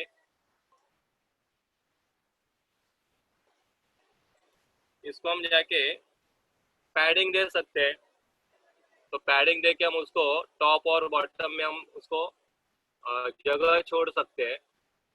तो पैडिंग या मार्जिन जो भी कुछ देना है, तो उसके लिए वहाँ पे 5 टाइप के पैडिंग और मार्जिन है, 1 2 3 4 5। और ये फिक्स है कि 1 का मतलब होता है कि आपको 4 पिक्सल वो स्पेस छोड़ेगा। 2 का पैडिंग, 2 नंबर की पैडिंग या मार्जिन आप देते हैं तो वो 8 पिक्सल की स्पेस छोड़ता है। 3 की आप पैडिंग या मार्जिन देंगे तो वो 16 पिक्सल की छोड़ रहा है। 4 की आप पैडिंग या मार्जिन देंगे तो आप 24 की स्पेसिंग आपको मिलेगी। और 5th साइज की आप पैडिंग देंगे तो 48 का, मतलब 1 to 5 में 1 ये स्मॉल है और 5 ये बिग है, तो इसके हिसाब से हमें कितना देना चाहिए? तो डायरेक्ट हम पी करते या डायरेक्ट एम करते तो इसका मतलब 4 मार्जिन और 4 पैडिंग होते हैं, टॉप, राइट, बॉटम और लेफ्ट। वो डायरेक्टली अप्लाई होता है, लेकिन मुझे क्या चाहिए? मुझे चाहिए टॉप में चाहिए और बॉटम में चाहिए, तो PT2 करता हूँ और PB2 करता हूँ।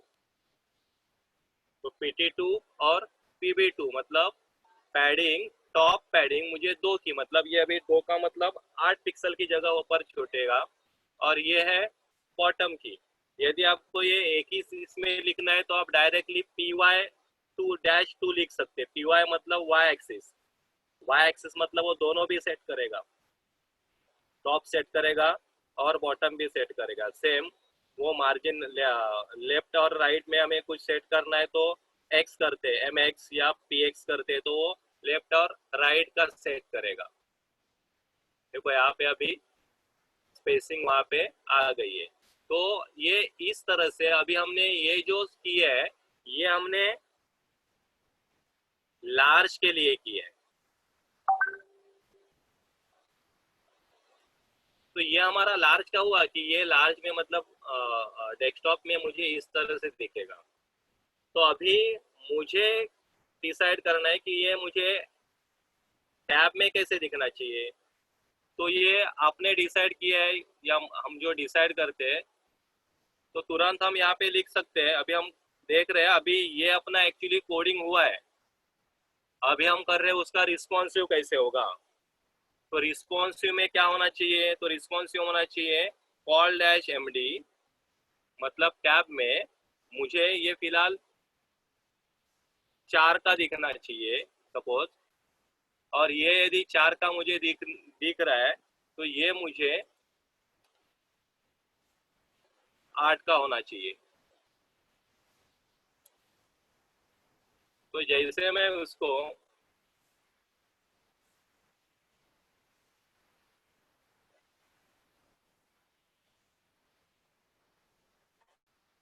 तो जैसे हम उसको आगे उसकी साइज, स्क्रीन की साइज हम बढ़ाएंगे तो उसके हिसाब से वो चेंज होते हैं। देखो इसकी साइज चेंज हो रही है, वो 3 का था वो भी 4 का हुआ, या 9 का था वो अभी 8 का हो रहा है। ऐसे ही मुझे थर्ड में क्या चाहिए, जो आपको जो चाहिए आपको यहाँ पे लिखना है।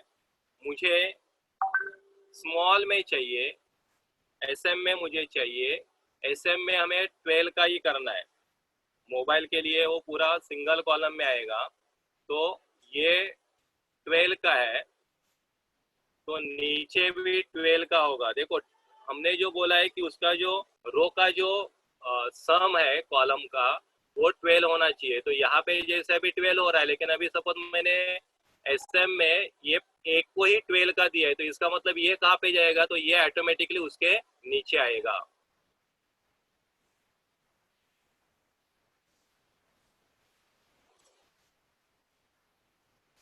देखो वो नीचे आ गया, ऑटोमेटिकली वो वहाँ पे नीचे आ गया। देखो तो ये पूरा 12 का हुआ और ये पूरा 12 का हुआ। तो ये इस तरह से ऑटोमेटिकली वो हमें रिस्पॉन्सिव करके देता है। देखो अभी ये गया ऊपर, तो आपको जो चाहिए वैसे आपको ये 3 टैब में उसको मेंशन करना है। ऐसे मतलब मोबाइल अभी इसके नीचे वो ऐसे ही रहेगा, क्योंकि जो भी स्टाइल गाइड हम देते हैं उसके नीचे कोई हम स्टाइल गाइड ब्रेक पॉइंट नहीं देता है, तो ऊपर के ब्रेक पॉइंट को वो फॉलो करता है। तो ये हमारा नेव ड्रॉ हेडर का हमारा पार्ट हुआ है। अभी इसके नीचे हमें चाहिए नेविगेशन का पार्ट, तो सेम नेविगेशन में भी वैसे ही होगा। यहाँ पे जैसे हमने उसको मेंशन किया है,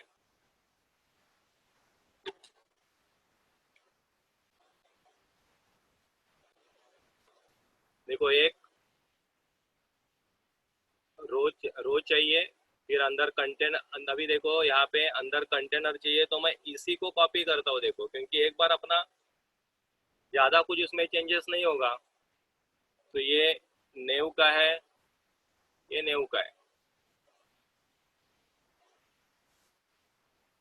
स्ट्रक्चर समझ में आया एक बार। तो कंटेनर है, यहाँ पे मुझे कुछ नहीं चाहिए,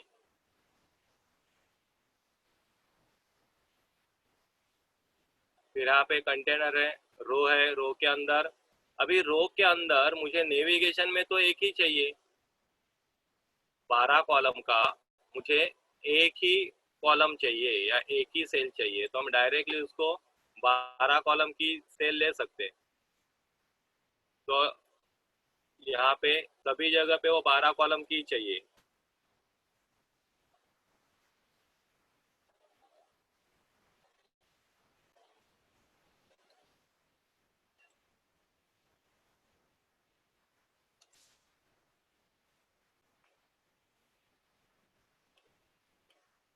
देखो, हमने रो तैयार किया है, उसमें अंदर कंटेनर है, फिर रो है, फिर हमारा सेल है। तो यहाँ पे मैंने डायरेक्टली अभी दिया है कि एक डेस्कटॉप पे भी 12 का चाहिए, क्योंकि वो सिंगल है, सिंगल सेल है तो 12 की हो गई।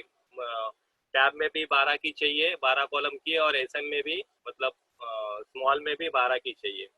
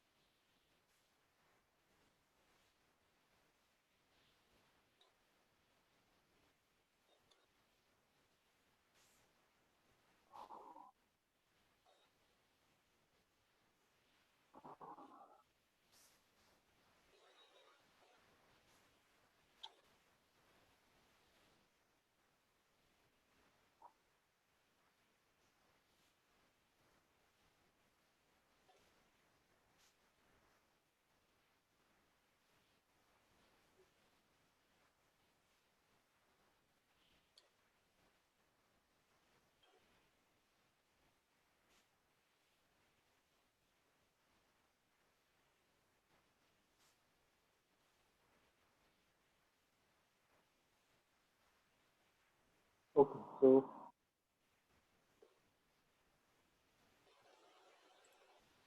Mangesh sir, we are not able to hear you.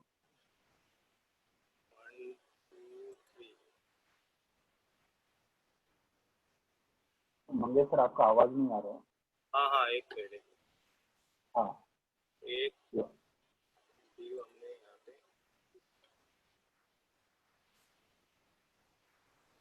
देखो एक ड्यू हमने क्लोज नहीं किया था, तो okay. प्रॉब्लम Now आता आ what जाता we देखो are मेरे going pass. to do in this, we are going to put banner. Hmm. Okay. तो ये अपना नेविगेशन का हुआ है, ये नेविगेशन यहाँ पे आया है, 12 का हुआ। अभी ये 12 का है तो सिंगल कॉलम है, तो ये रिस्पॉन्सिव में भी सिंगल कॉलम में आएगा। तो ये एमडी में भी मुझे सेम चाहिए 12 कॉलम का, और एसएम में भी मुझे सेम चाहिए। यहाँ पे मैंने एक टाइप करके एक रखा हुआ है नेविगेशन, तो मैं यहाँ से उसको नेविगेशन का कोड वहाँ पे डालता हूँ। तो कंटेंट इस तरह से अपना नेविगेशन में जाएगा। देखो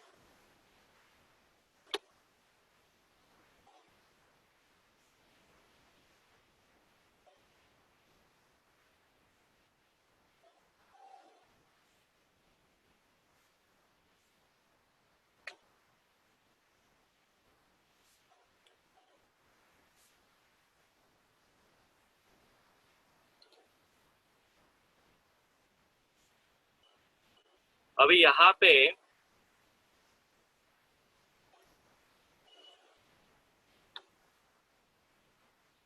देखो, यहाँ पे हमने टेक्स्ट को देखो, मैंने यहाँ पे लिंक दिया ऑलरेडी है। देखो टेक्स्ट डैश वाइट, तो यहाँ पे सभी टाइप के ये है कि टेक्स्ट कौन सा चाहिए। तो ये कलर्स ऑलरेडी दिए है, टेक्स्ट डैश डार्क। तो ये डिफॉल्ट कुछ एक 10-12 उन्होंने टैग कर क्लास करके मेंशन किए, एक 10-12 कलर के लिए। तो डमी करके आपको वो देखना है, इसके लिए वो डाल सकते हैं। लेकिन जब आपको लगता है कि इसको हमें जाके आगे जाके प्रॉपर डालना चाहिए, तो हम जैसे कि अभी सपोज मुझे ये इसके जगह पे एक्चुअली मुझे ये कलर चाहिए, ये वाला कलर चाहिए। ओके, अभी ये वाला कलर चाहिए, तो इसका उन्होंने क्लास मेंशन करके नहीं दिया होगा। तो उसके लिए फिर क्या मैं करता हूँ, तो मैं खुद यहाँ पे जाके स्टाइल लिख सकता हूँ। जैसे हम स्टाइल, ये इनलाइन स्टाइल है, या फिर आप एक्सटर्नल स्टाइल भी करके वहाँ पे क्लास मेंशन करके दे सकते हैं। बैकग्राउंड डैश कलर हैश, मैंने कलर कोड दिया।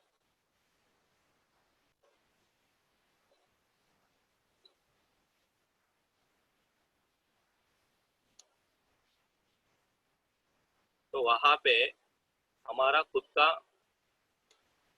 कलर्स वहाँ पे आ सकता है।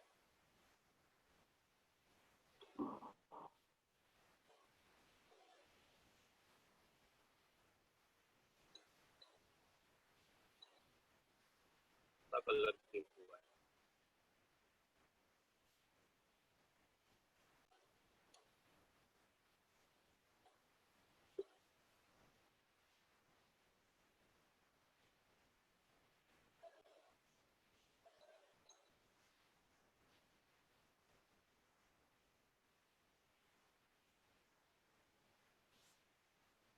हैश।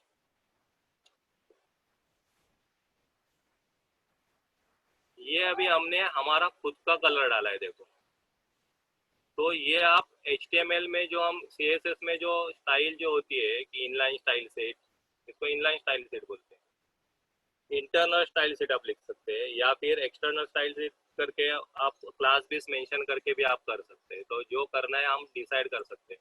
लेकिन ये अलग कलर हमें यूज करना है, तो इस तरह से हमारा कस्टमाइज स्टाइल सेट करके हम करवा सकते हैं।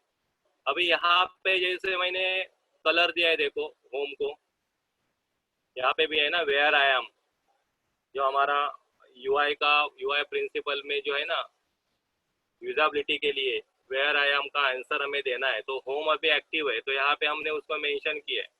तो बाकी जो ये है वो वाइट में है, लेकिन इसको हमने कलर दिया है। तो यहाँ पे मैंने ऑलरेडी देखो बेसिकली जो नेविगेशन से वो वाइट में, उसको और एक कलर मैंने दे के रखा है कि टेक्स्ट डैश वार्निंग। किसको दिया है मैंने, सिर्फ होम को दिया है, क्योंकि होम ही मुझे ऐसा चाहिए। सपोज हम ट्रीटमेंट का पेज करेंगे, तो मैं जाके होम से यहाँ से निकालूंगा और ये ट्रीटमेंट के यहाँ पे रखेंगे, तो फिर वो ट्रीटमेंट के पेज पे वो ट्रीटमेंट पे आएगा। तो इस तरह से हमें उसको प्रॉपर तैयार करना पड़ेगा। अभी सेम सेम सिस्टम हमें आगे फॉलो करनी है। तो मैंने ऑलरेडी यहाँ पे सेम लिखा हुआ है, इसको मैं कॉपी करता हूँ और आपको यहाँ पे, अभी यहाँ पे देखो, यहाँ पे मैंने थोड़ा जो फ्लो है वो फ्लो को थोड़ा मैंने चेंज किया है। तो मैंने रो डाला है, बैनर के लिए मुझे सेक्शन के लिए रो चाहिए और रो क्लोज किया है। लेकिन इसके अंदर अभी मैं ना कंटेनर डाल रहा हूँ ना कॉलम डाल रहा हूँ, ध्यान में रखो। क्योंकि यहाँ पे आप देखेंगे तो मुझे यहाँ पे ये बैनर पूरा 100% में चाहिए। तो यदि मैं इसमें कंटेनर डालूंगा तो वो ये साइज में आएगा।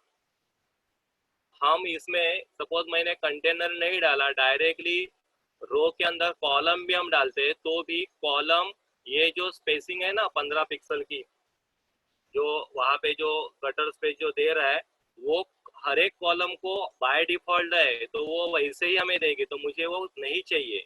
तो इसके लिए हम डायरेक्टली उसको यूज कर रहे हैं।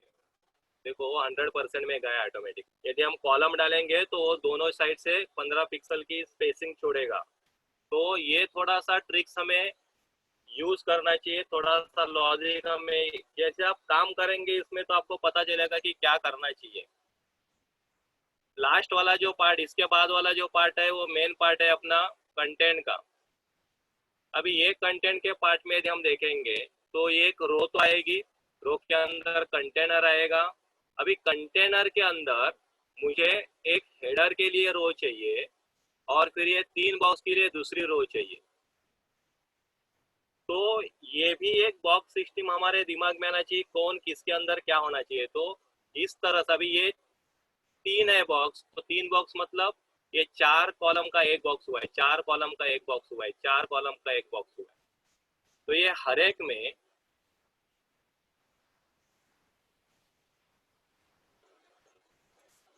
देखो मेरा रैपर एंड में ही है। तो सेम मैं यहाँ से जहाँ पे आपको चेंजेस है वहाँ पे मैं आपको चेंजेस बताता हूँ क्या है।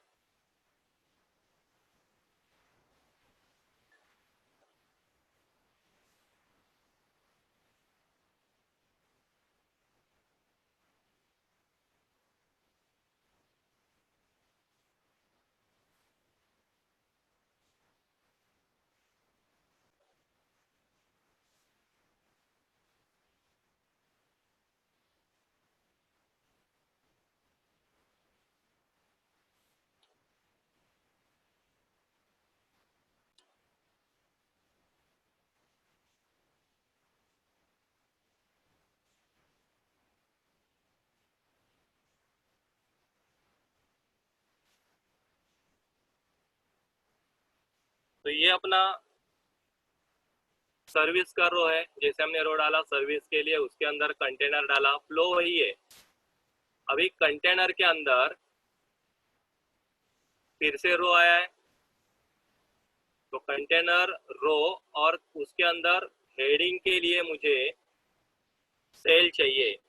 तो हेडिंग के लिए जो सेल है वो पूरा 12 कॉलम की सेल है, बाकी कुछ है नहीं है। तो यहाँ पे जैसे हमने नेविगेशन के लिए सेल क्रिएट किए थे वैसे यहाँ पे सेल क्रिएट किया है।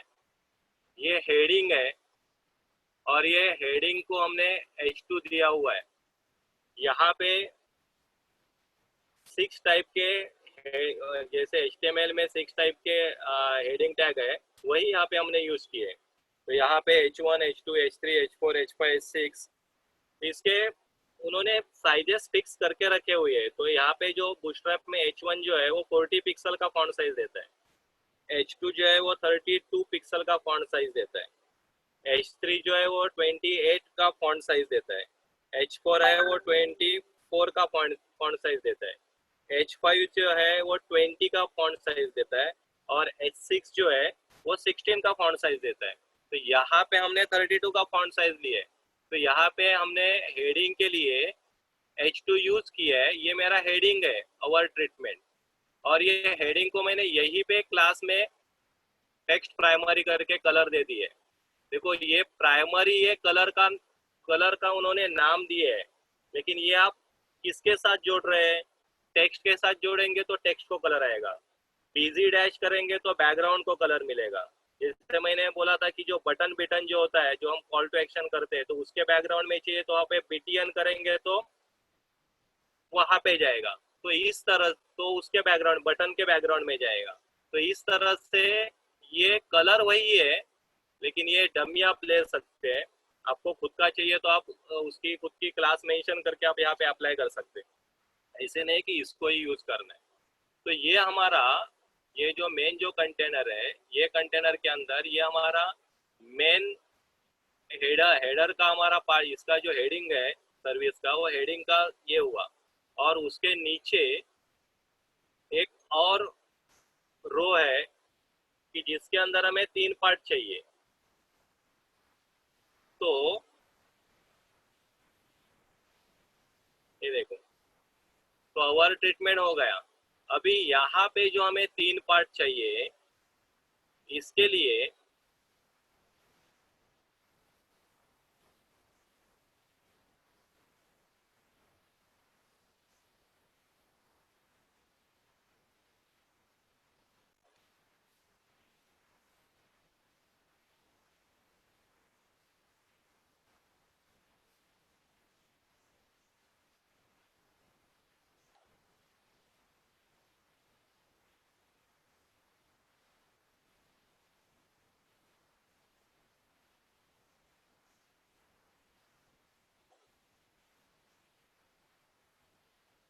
तो हम बॉक्स पहला तैयार करके लेंगे,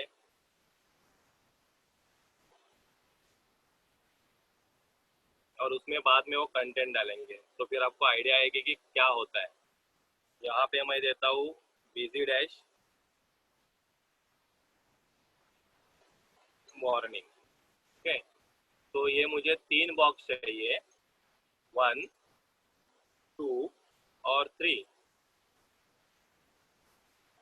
तो ये 3 बॉक्स चाहिए हमें।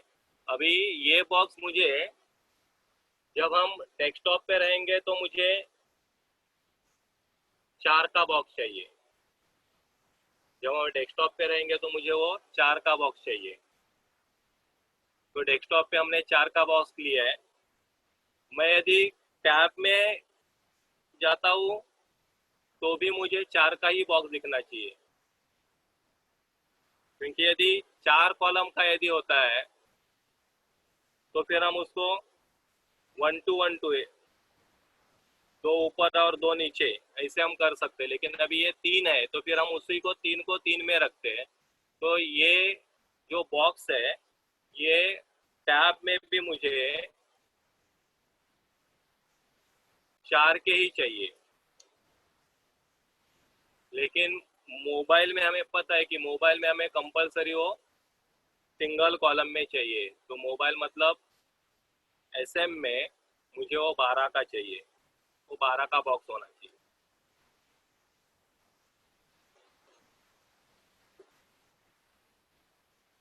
तो ये आपका आपका लॉजिकली आपको ये सब ऑलरेडी आपको ये पता है, तो आप डायरेक्टली भी टाइप कर सकते हैं तीनों भी एक साथ। तो ये हमारे 3 बॉक्स हुए, देखो ये हमने रो तैयार की हुई है। तो ये रो अपनी तैयार है और उसमें ये 3 बॉक्स है। अब ये तीनों बॉक्स हम देखेंगे।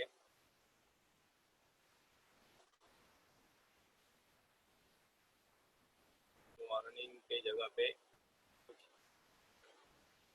इनको,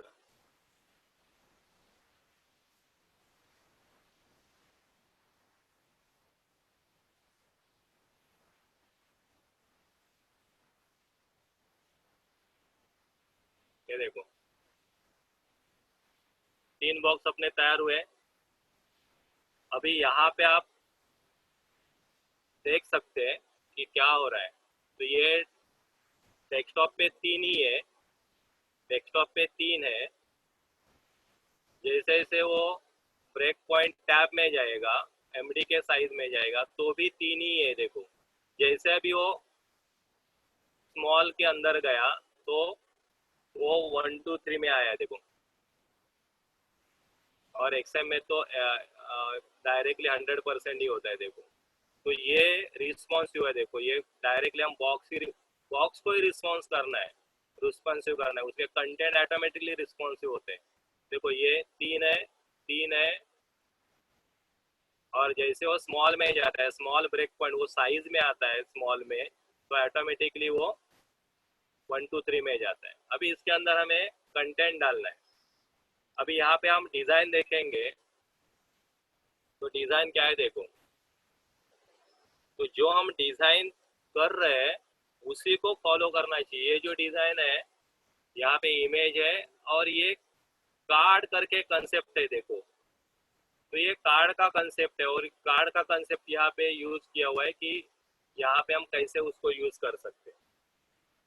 तो ये जो हमने div यूज किया है, तो div के अंदर हमें कार्ड यूज करना पड़ेगा। तो जब हम कार्ड यूज करते हैं तो उसमें कार्ड के अंदर फिर और तीन बॉक्स होते हैं, एक card heading, card body, card footer. लेकिन वो हर टाइम वो उसको यूज करना ऐसा नहीं है, डायरेक्टली आप बॉडी या डायरेक्टली आप हेडर या डायरेक्टली आप फुटर भी यूज कर सकते हैं। तो अभी हमें क्या करना है, स्टेप बाय स्टेप हम एक को देखेंगे कि ये जो हमारा है इसके अंदर मुझे फिर से कार्ड चाहिए। तो हम यहाँ पे ड्यू क्लास, वो क्लास का नाम ही कार्ड है, जो एलिमेंट्स है ना उसी नाम का उन्होंने क्लास दिया हुआ है। तो अभी इसके अंदर जैसे मैंने बोला था कि कार्ड हुआ, तो कार्ड के अंदर फिर से मुझे कार्ड बॉडी करके डालना पड़ेगा। उसके तीन, जैसे मैंने बोला उसके तीन सेक्शंस होते हैं, कार्ड हेडिंग, कार्ड बॉडी और कार्ड फुटर। तो मुझे हेडिंग भी नहीं चाहिए और फुटर भी नहीं चाहिए, तो मैंने डायरेक्टली इसको बॉडी में ही हमने यूज कर रहे हैं। तो अभी मैंने इसको कार्ड बॉडी डाल दिया है। अभी हम जाके देखो, तो हमारा कार्ड देखो, कार्ड मैंने जो दिया है तो राउंडेड कॉर्नर वगैरह यहाँ पे आया है, देखो ऑटोमेटिकली। मैंने कहीं पे भी राउंडेड वगैरह नहीं किया, ऑलरेडी वो सब वहाँ पे स्टाइल सीट उन्होंने लिखी है। अभी इसके अंदर मुझे क्या डालना है, तो इसके अंदर हमें क्या चाहिए, तो उसके अंदर एक इमेज है, फिर यहाँ पे उसका हेडिंग है, और नीचे उसका डिटेल है, और यहाँ पे उसकी कॉल टू एक्शन है। तो हमें, मैंने यहाँ पे उसका थोड़ा सा कंटेंट निकाल के रखा है। तो हमें इसमें क्या क्या चाहिए, तो हमें इसमें ये चाहिए, इसके ऊपर पहला मुझे एक इमेज डालनी है। तो इमेज डालनी है, image source is equal to into double quote images slash, उसका जो नाम है इमेज का वो है सर्विस वन, सर वन। और जेपीजी में तो हमें सर वन डॉट जेपीजी, तो हमने उसको दिया है। अभी ये इमेज बॉक्स से ज़्यादा है, तो हमें क्या करना पड़ेगा, उसको क्लास मेंशन करना पड़ेगा, इमेज डैश फ्लूइड। तो class is equal to into double quote image dash fluid.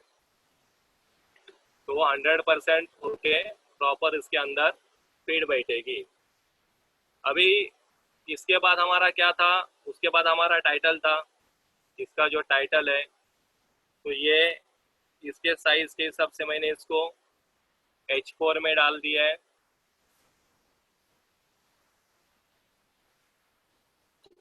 Heading 4 में मैंने डाला हुआ है।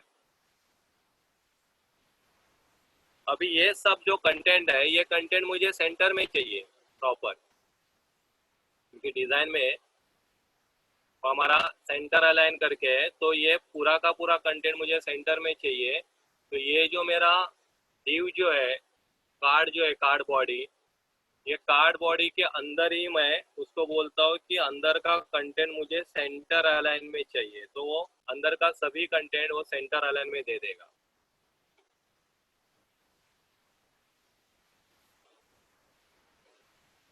देखो आया, तो ये हुआ। उसके नीचे हमें पैराग्राफ है, क्योंकि ये अपना पैराग्राफ है, तो हमने उसको पैराग्राफ में डाला है। यहाँ से लेके यहाँ तक हमारा पैराग्राफ हुआ। ओके, अभी ये जो है व्यू मोर, ये मेरा बटन है, कॉल टू एक्शन है। देखो ये मेरा कॉल टू एक्शन है। तो ये जो कॉल टू एक्शन है, ये कॉल टू एक्शन हमें तैयार करना पड़ेगा। तो इसको कॉल टू एक्शन के लिए हमें बटन देना है। तो इसको हम डालेंगे बटन में, बटन ओपन, और यहाँ पे बटन क्लोज।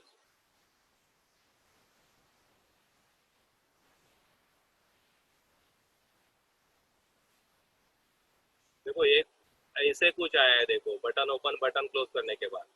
अभी उसको हम थोड़ा और मॉडिफाई करेंगे। Button type is equal to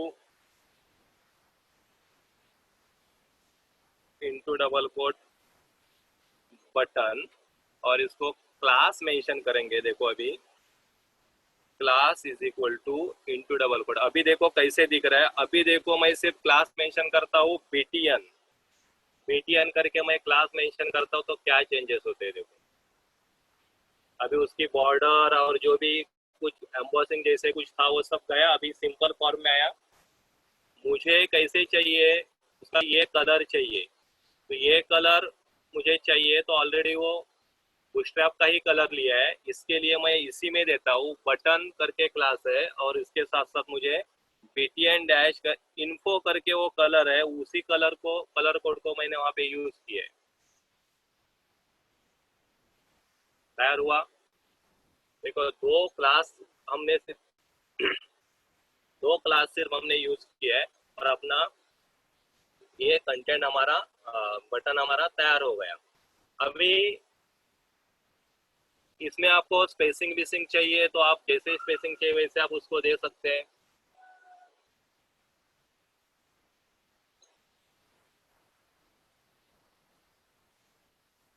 आपको बॉर्डर चाहिए, क्योंकि इमेज जो है यहाँ पे जो दिख रहा है इमेज, देखो इमेज को बॉर्डर दिख रही है, तो बॉर्डर भी, बॉर्डर करके सिंपल एक क्लास है,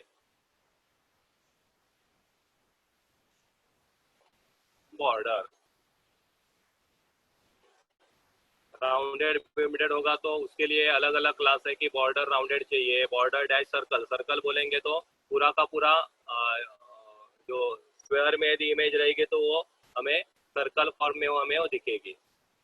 तो ये एक अपना तैयार हुआ है, तो बाकी भी वैसे ही है। तो हम डायरेक्टली ये जो है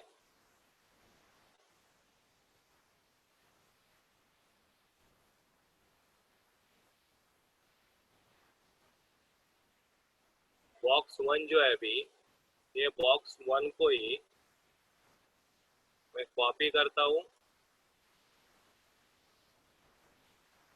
पेस्ट करता हूँ,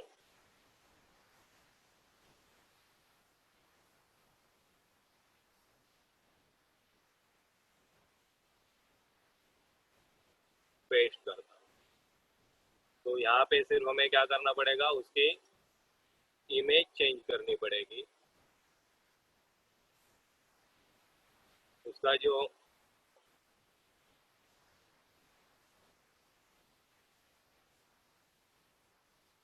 टाइटल जो है, वो टाइटल हमें चेंज करना पड़ेगा, और उसका कंटेंट चेंज करना पड़ेगा।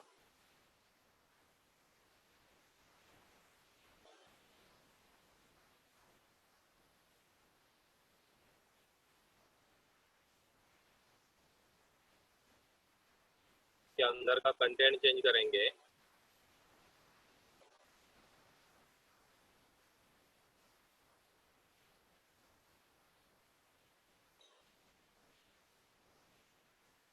अभी यहाँ पे नीचे सर्विस का पोर्शन हुआ। अभी हमें क्या चाहिए,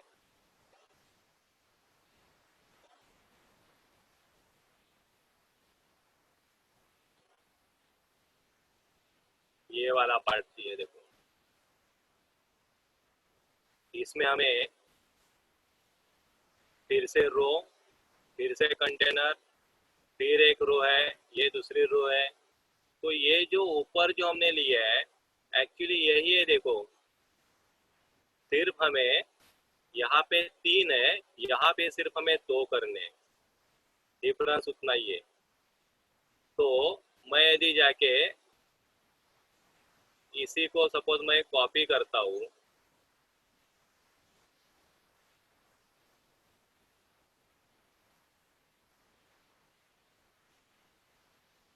इसी को मैं कॉपी करता हूँ,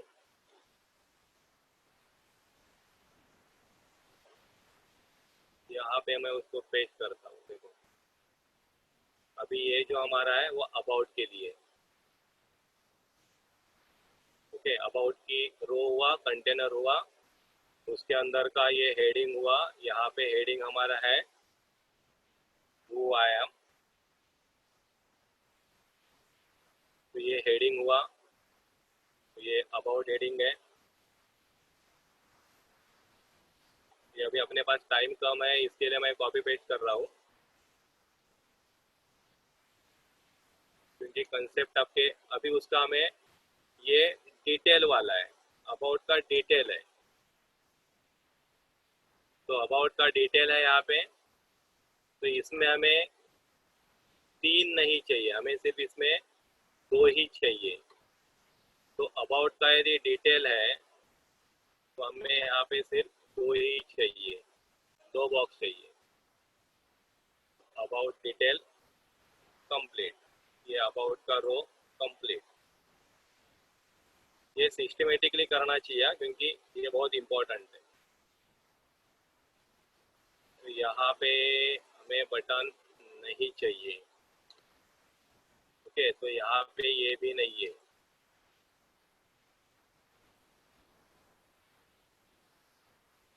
और कार्ड तो है ही नहीं है उसमें, ये बेसिक है।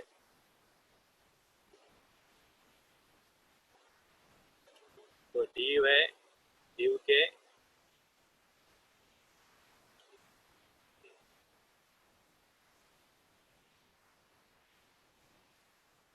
ये भी div है,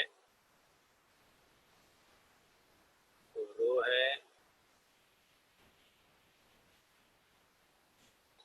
अंदर का बेसिक है। देखो ये एक और ये उसका दूसरा, तो ये भी हमें कितना चाहिए वो अभी डिसाइड करना पड़ेगा, क्योंकि वो 4-4 का लिया था, लेकिन अभी यहाँ पे वो 4-4 की जरूरत नहीं है।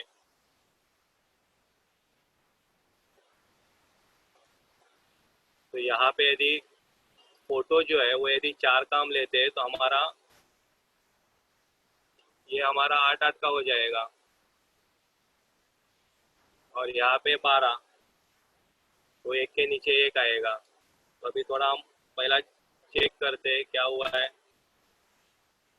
ये देखो आया, यहाँ पे हमें इमेज डालनी है और यहाँ पे उसका कंटेंट रहेगा।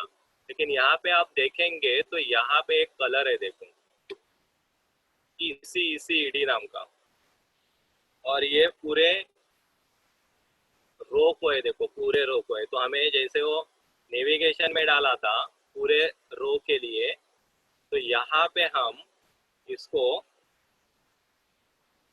Style is equal to into double quote background dash colour hash colon hash इसी इसी ईडी, ये हम वहाँ पे उसको दे सकते हैं।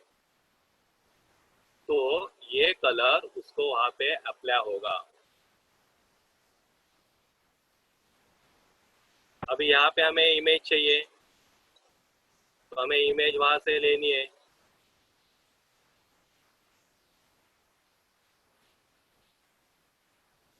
वन,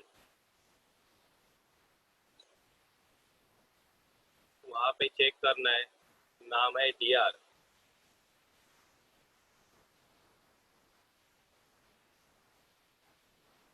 dr ये png इमेज है, क्योंकि आपको पता होना चाहिए कि आपकी इमेजेस क्या है। फ्लूइड, मुझे बॉर्डर नहीं चाहिए, तो फ्लूइड है।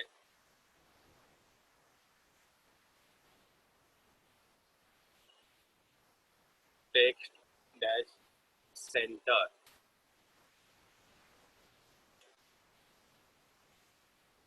ये हम जो अभी हमने डमी करके जो मेंशन किए हुए हैं कलर, वो बाद में हम निकाल सकते हैं सब होने के बाद।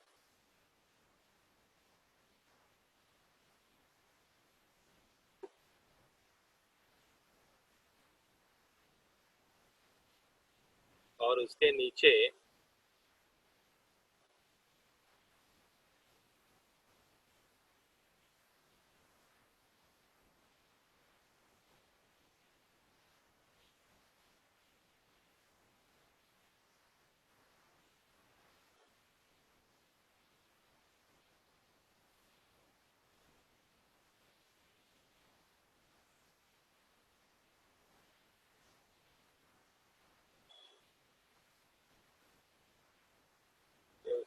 कंटेंट है।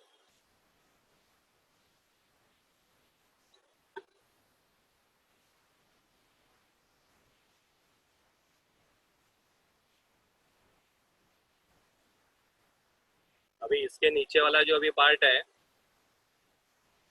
वो है अपना फुटर। तो फुटर के दो पार्ट है, एक तो एक बॉटम फुटर है और ये सभी को फुटर बोल रहे हैं, लेकिन हम यहाँ पे अलग दो पार्ट किए हुए हैं।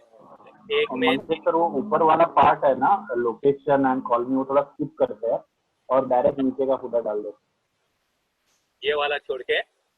हाँ, ये वाला स्किप करते हैं और हाँ डायरेक्ट नीचे का फुटर डालते हैं। नीचे वाला, हाँ क्योंकि ये हाँ, कंसेप्ट तो वही है ना तीन तीन का। वही कंसेप्ट है, 3 हाँ कॉलम वाला और लेफ्ट का लाइन में।